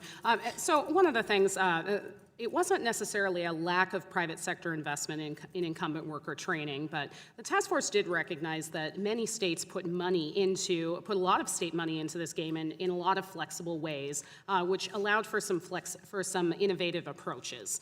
Incumbent worker training, it's a co-invested model. It's flexible to employer needs, and then it ideally allows them to upskill existing talent to sustain and scale growth. This is then complemented, one of the things we've been trying to do a lot more in our state, complementing this by a backfill component where our public systems can then help those employers who are upskilling their employees find the right talent to fill those often entry-level positions. Some of the new technologies that can eliminate or greatly reduce the need for skilled workers can also be of great interest to businesses who struggle to fill positions. We did find that in rural communities without adequate education and training resources, technology can be a really enticing way to address some of their workforce concerns. So, we want to create the right conditions for businesses to upskill their workers rather than choose to automate those jobs to address recruitment or retention issues. So we believe public funding can definitely make a difference there, but it certainly should have a co-investment model of some sort, so there is employer support. Thank you very much. Let me move quickly. Mr. Marco, why has employers' investment in working training and skill development decreased? What can be done to change employers' incentives to invest in their workers? Well, that is the gazillion-dollar question in a lot of respects, because unions really go hard at employers trying to bargain money for training programs. They understand why training is important to them, their career, and the understanding that people cannot pay for their own training, that they don't have the information they need to decide where they should be trained or where they should try to be trained, really points to the idea that we need public investment in this area. If we're going to put everybody on a level playing field, we have got to meet people where they are, and that's going to take cash. Great, thank you very much, and Madam Chair, I'm out of time, I yield back. Thank you. The gentleman from California, Mr. Takano. Thank you, Chairwoman Davis and Ranking Member Smucker, for this important hearing on the future of work. This is not a question of will displacement happen. The question is, when will it happen? And when it does happen, we need to be prepared to provide the American workers with resources to help them during what will inevitably be a hard time for workers and their families. In 2007, we experienced the worst economic recession since the Great Depression. And in Riverside, California, my district, the unemployment rate reached a peak of 14.4% in 2010. This was common throughout the country. In some months, there were as many as 800,000 jobs lost. I'm sure we all remember that time. Mr. Harris, when you assumed your role as Deputy Secretary of Labor, Deputy Secretary at the Labor Department in 2009, you had inherited the worst economic crisis since the Great Depression. I don't need to tell you what a heavy toll displacement during a recession can exact on workers, their families, communities, and the economy. Your job was to get millions of people back to work. You had certain tools to work with back then, including existing workforce development laws, unemployment insurance, and of course, the Recovery Act. The efforts of the Obama administration over its 8 years put us on an upward trajectory of job growth, which continues to this day. But the next recession, while unpredictable, we can reasonably assume it's going to happen. So, Mr. Harris, what changes should policymakers be making to our workforce system today to prepare for the next recession in order to both avert displacement to the greatest possible extent and to adequately address displacement when it does occur? Well, Congressman, you're exactly right. Recessions don't just temporarily throw people out of jobs, they permanently destroy a large number of jobs, and workers are dislocated and don't have any place to go back to. They need time and they need income so that they can acquire the skills and knowledge that they need and that they can do the job search that they need to be able to do. They need programs that will quickly and efficiently and effectively move them into new demand jobs in their economy. And they also need help understanding which jobs they should get into and what training and credentials they need in order to get into those jobs. And let me just say, your reference to the Recovery Act, I think, is very important. President Obama's Recovery Act did exactly what was needed. It doubled the money that the Labor Department had for WIOA programs and the Wagner-Pfizer Employment Service. It provided extended unemployment compensation. It created the TAC grants that I was talking about before. We need all of those things in place for the next recession. Let me also say, we don't have to say that there's a skills gap to say that we need job training. There's no skills gap. That's a false argument, and people are pointing to the JOLTS study to show that there is a skills gap. That's not what that study shows. If there was a skills gap, we would see dramatically increasing real wages, including in the industries that complain the most that they can't find workers. We're not seeing that. We would see employers dramatically increasing training and investment in job training. We're not seeing that. We would see them buying labor-saving devices.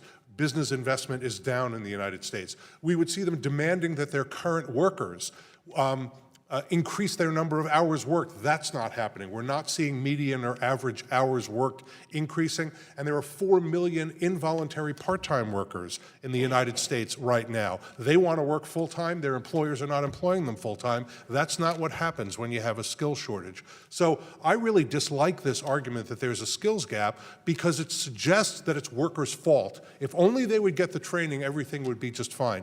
It's not workers' fault. It's the kind of displacement that you were talking about, the dislocation that doesn't just happen from recessions, it happens from multiple causes, and that's what we need to be prepared for now and in preparation for the next recession. Given that answer, what tools can Congress provide to state and local lawmakers that will, or what tools can we generally, I mean, not just with the state and local lawmakers, but what tools can we avail policymakers out there to avert the brunt of a recession?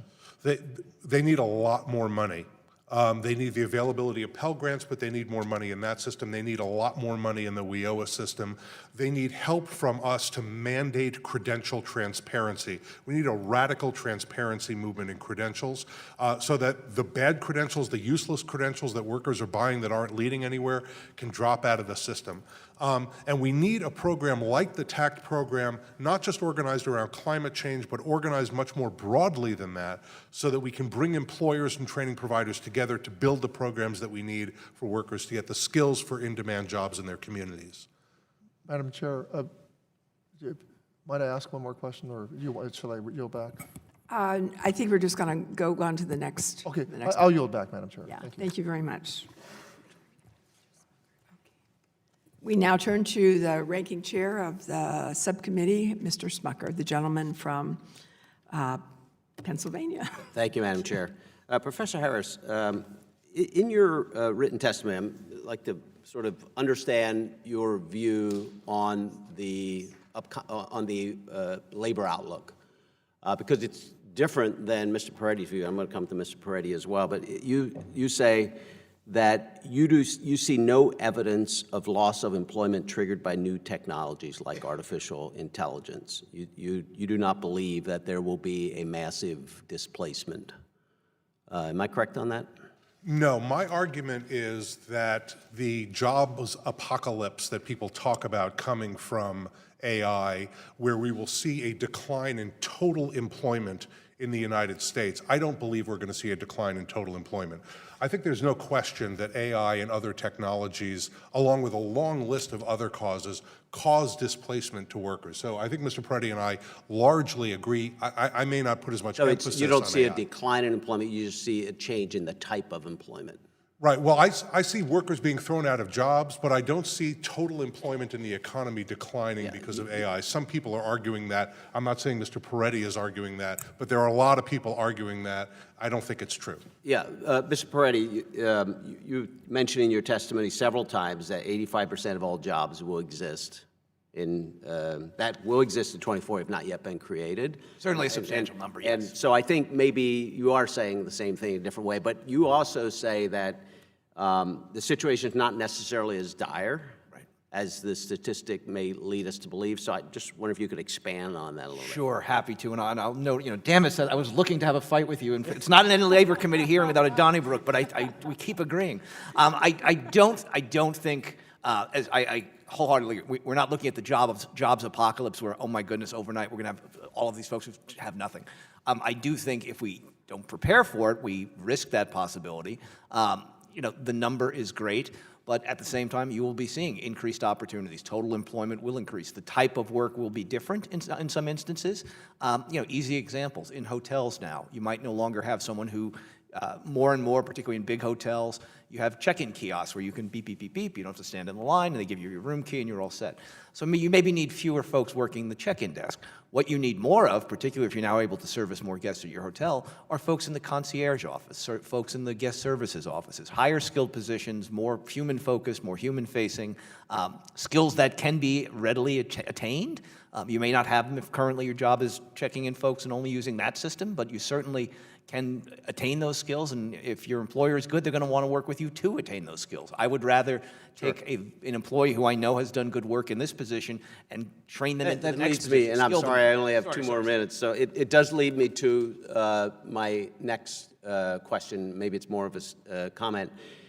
I have a little trouble with the narrative in the hearing today that the federal government is really the entity that is meant to solve this problem.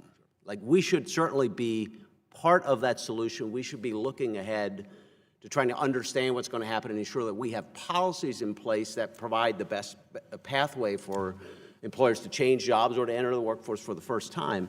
But I believe in free enterprise. I believe that our capitalist system has a way of addressing needs and has done so for many, many decades.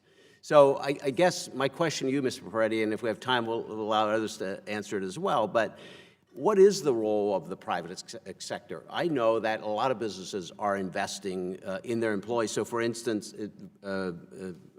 Chairwoman Fox mentioned earlier a company I know that Uber recently just learned they provide access to fully funded education to more than 250,000 drivers. Starbucks does a similar kind of thing. There are businesses all over. What is the role of the private sector, the business world, in ensuring that employees or that workers are ready to meet the jobs that will be coming down the pike? Sure. A couple of thoughts there. First, insofar as employers are job creators, and you need a workforce to do them, it is in your economic self-interest and best interest to attract and retain a talented workforce. You mentioned Uber, and they allow drivers a certain credit. I understand that's actually even transferable. If I want to work part-time and be driving for Uber, and so that I can give these credits to my child or to my spouse or something. That's something they also do. I wholeheartedly agree, and I think Ms. Gatmeyer's and her work is great testimony.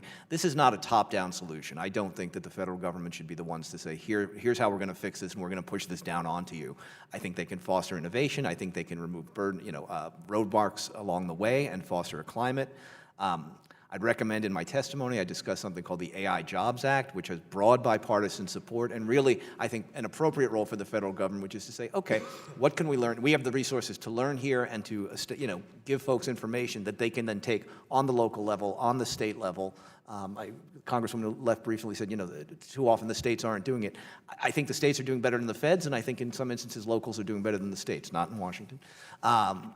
But I think all of those are things that we should be fostering, and that's where you all and where the federal government, where Congress, I think, can help us most. Thank you very much. Appreciate that. Now turn to Chairman Scott, the gentleman from Virginia. Thank you very much. Now, I want to thank our witnesses. This has been very helpful, and I'll start questions with Ms. Gatman. The WEA boards should be in the middle of this. Can you tell us what the WEA boards are doing in terms of forecasting future job needs? And particularly, they're relevant because that forecast would focus on the local job needs where the jobs will actually be needed. Could you talk about that a little bit? Sure. Thank you, Chairman. Thank you, Chairman. So one of the things that we work really closely with our partner agency, the Employment Security Department. We don't always know what credentials are in demand, so that's one factor. But we are using state unemployment insurance data to determine which occupations are in demand. And so with this information, the state provides what's called our demand decline list. And that's set up by region, and it shows not only which occupations are in demand, but also how much they pay in particular areas of the state. Understanding which occupations in demand, of course, allows our state residents to use a program that we have that the Workforce Board, it's our website Career Bridge, which allows them to find the education and training that they need to find that particular job. Career Bridge, we're it's a public-facing website. We had over 7 million page views last year, so that's something we really promote that as an option for anyone looking for particular education and training opportunities to find which occupations are in demand and then find those local training opportunities. Are most WEA boards doing this?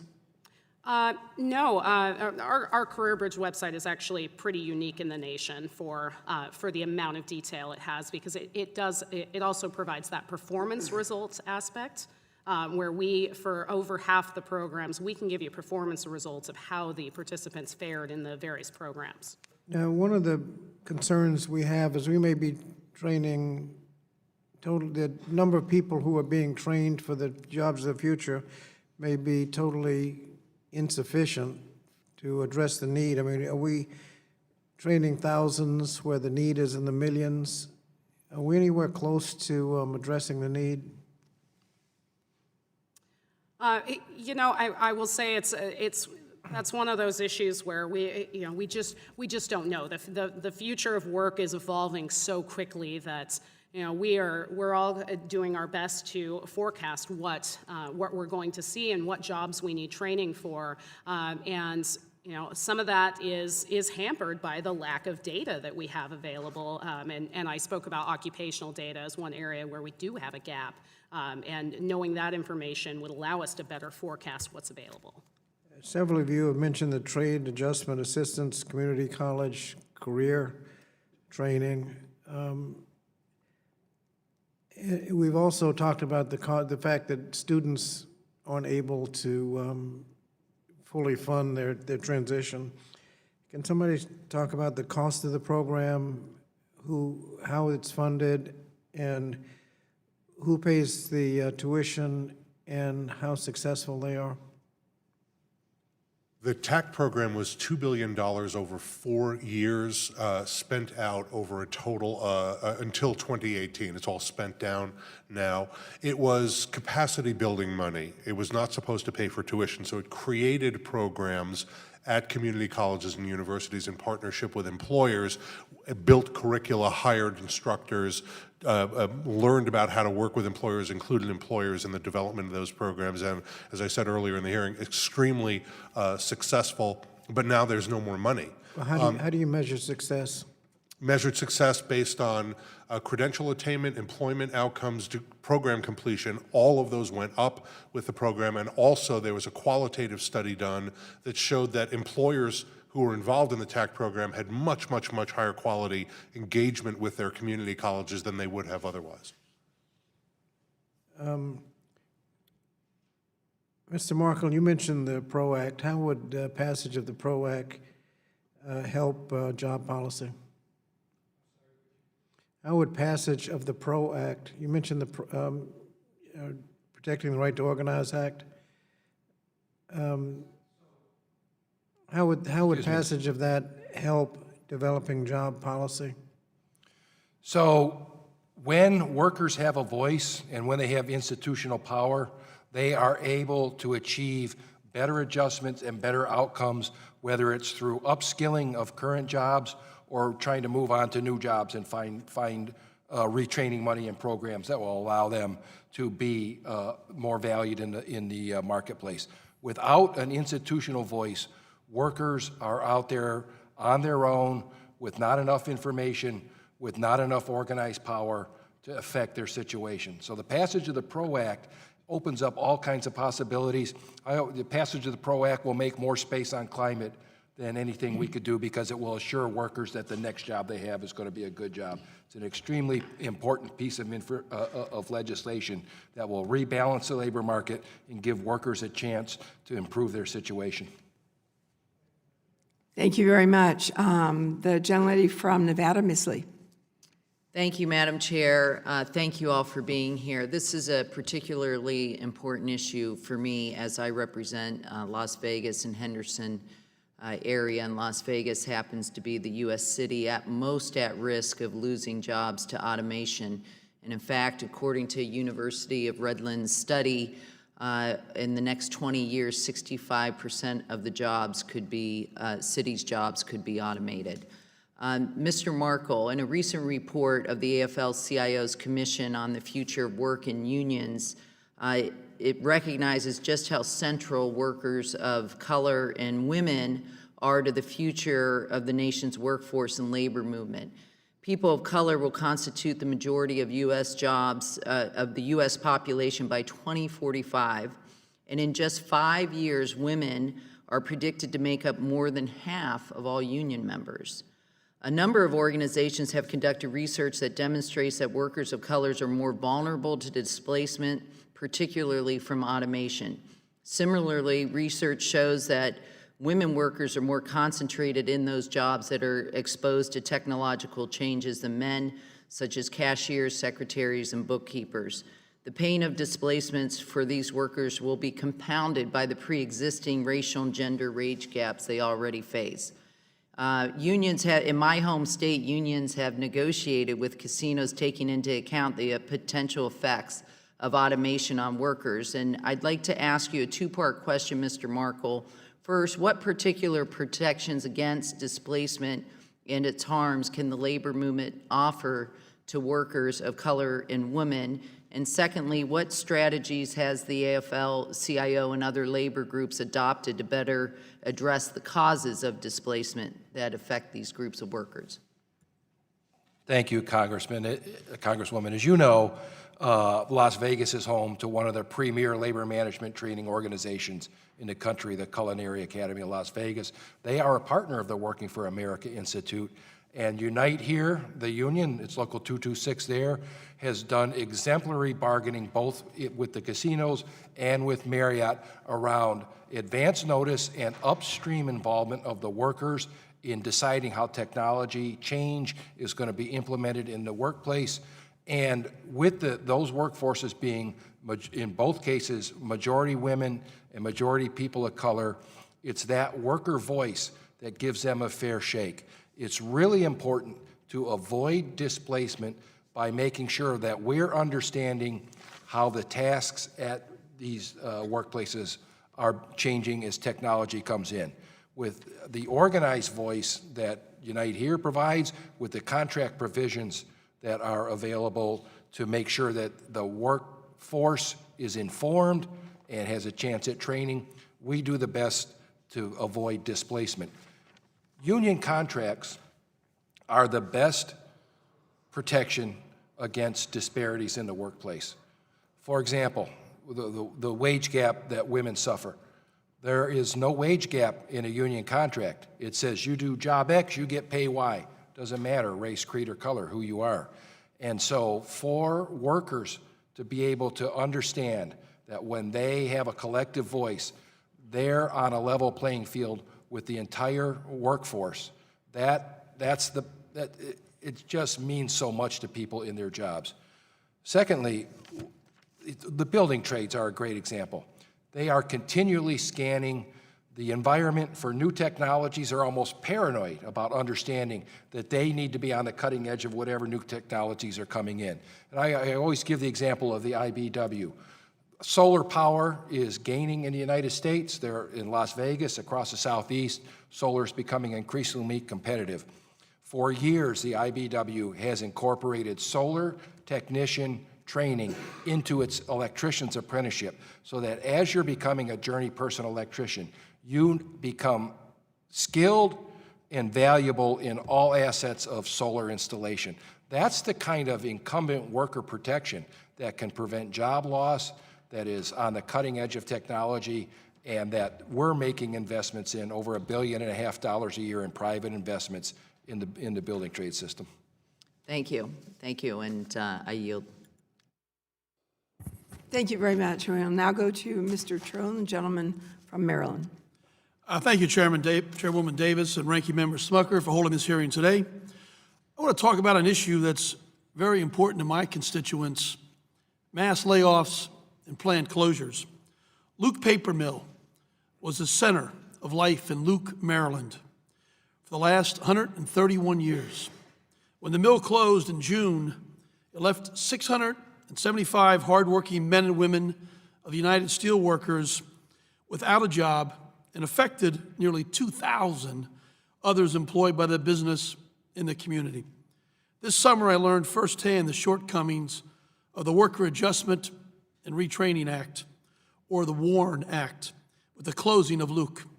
This is why I joined Congressman Tim Ryan in introducing legislation that would strengthen the WARN Act to give workers and communities a notice they need to best prepare for when the unimaginable happens. The Fair Warning Act would increase the number of companies required to give employers impending notice, and also require employers an additional 30 days notice prior to mass layoffs, and direct the state to establish a rapid response committee so employees can quickly get training, support services they need to prepare for the job loss. So, Mr. Markle, how can we better advance notice site closings and mass layoffs? How can that better notice serve impacted workers? Then also, what are some of the typical benefits and services available for those impacted by site closings and mass layoffs? And talk about why they're so important. Thank you, Congressman. That paper mill closure is a tragedy. I met the president of that steelworkers local at the Maryland State AFL-CIO convention. Rapid response is, of course, we need better notice, and we need plans for workplaces that we think are at risk. That paper mill was threatened by foreign competition, unfair competition in many respects, and so fixing our trade laws is a big part of what we need to do. We also need to identify facilities that are at risk way ahead of when we think that they might be actually faced with a business decision.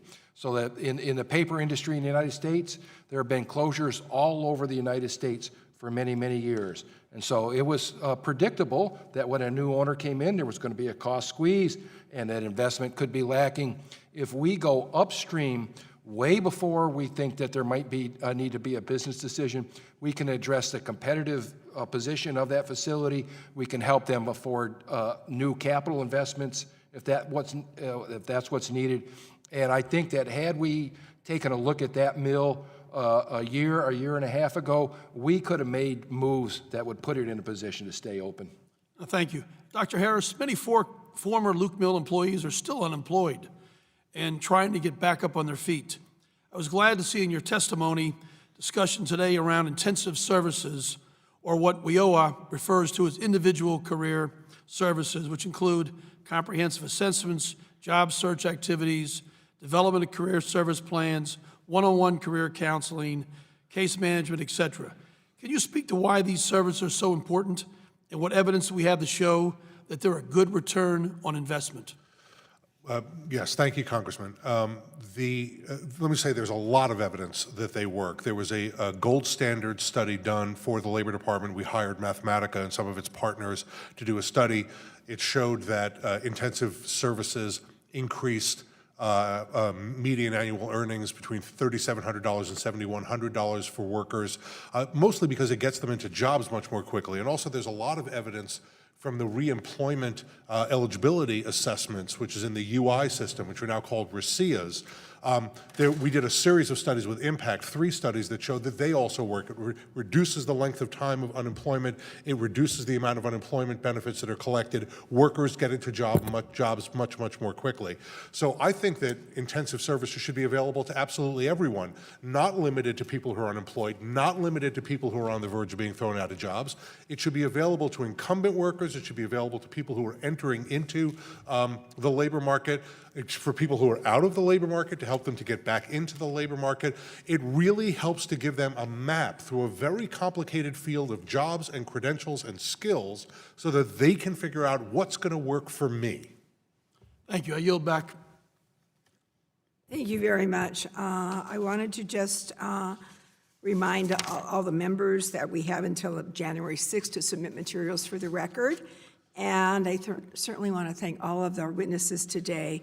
What we've heard is very valuable. I think there are, a lot of good work that's been done, tremendously so.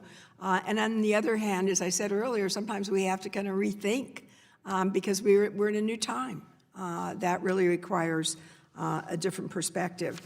And at this point, I wanted to recognize the distinguished ranking member for his closing statement.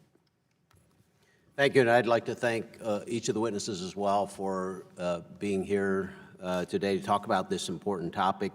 I think it is clear, and you, in answer to my question, you clarified that we all know that the economy and the needs of the labor market are changing, and so the future of work will require different skills than are required today. So it's a reality that I think workers, employers, families face every day. And we certainly don't want to slow down innovation. We want to continue to allow those jobs to be created. We want the economy or technology to bring those changes, but we also must work to ensure that pathways and opportunities for those facing displacement are they exist, that they will have the ability to acquire skills that will allow them to continue to be competitive.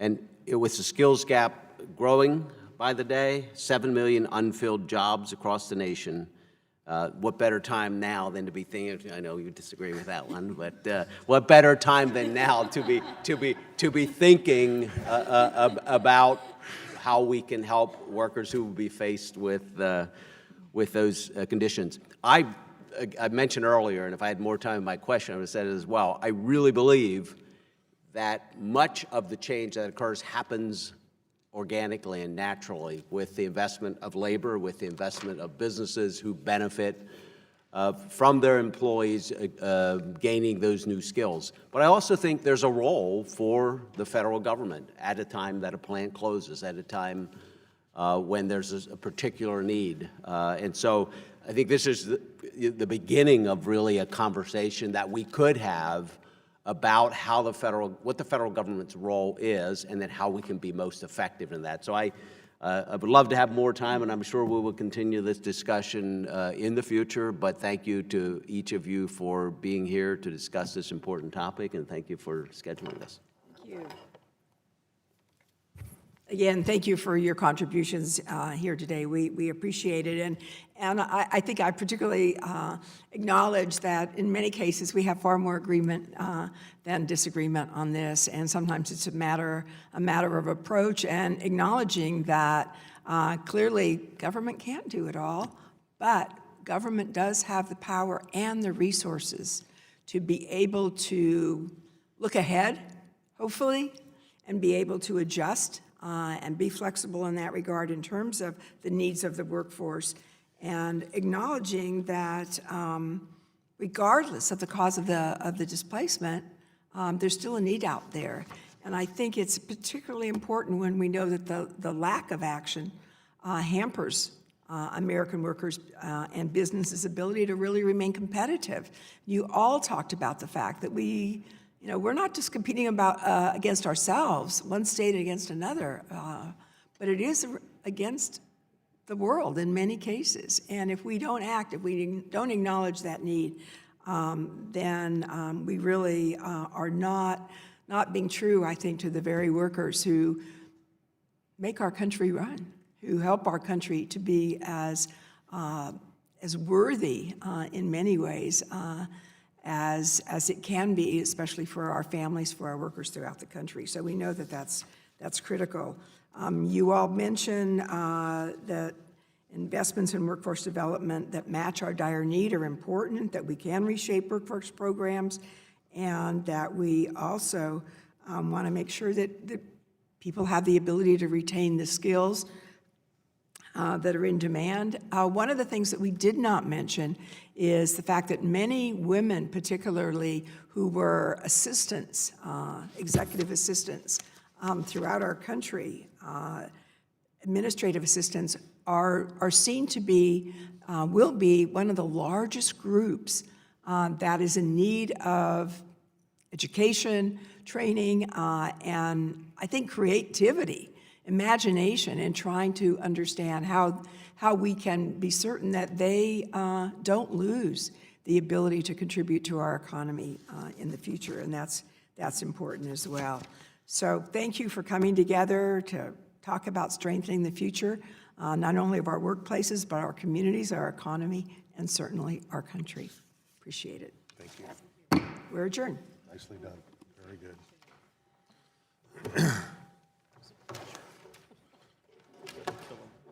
Oh.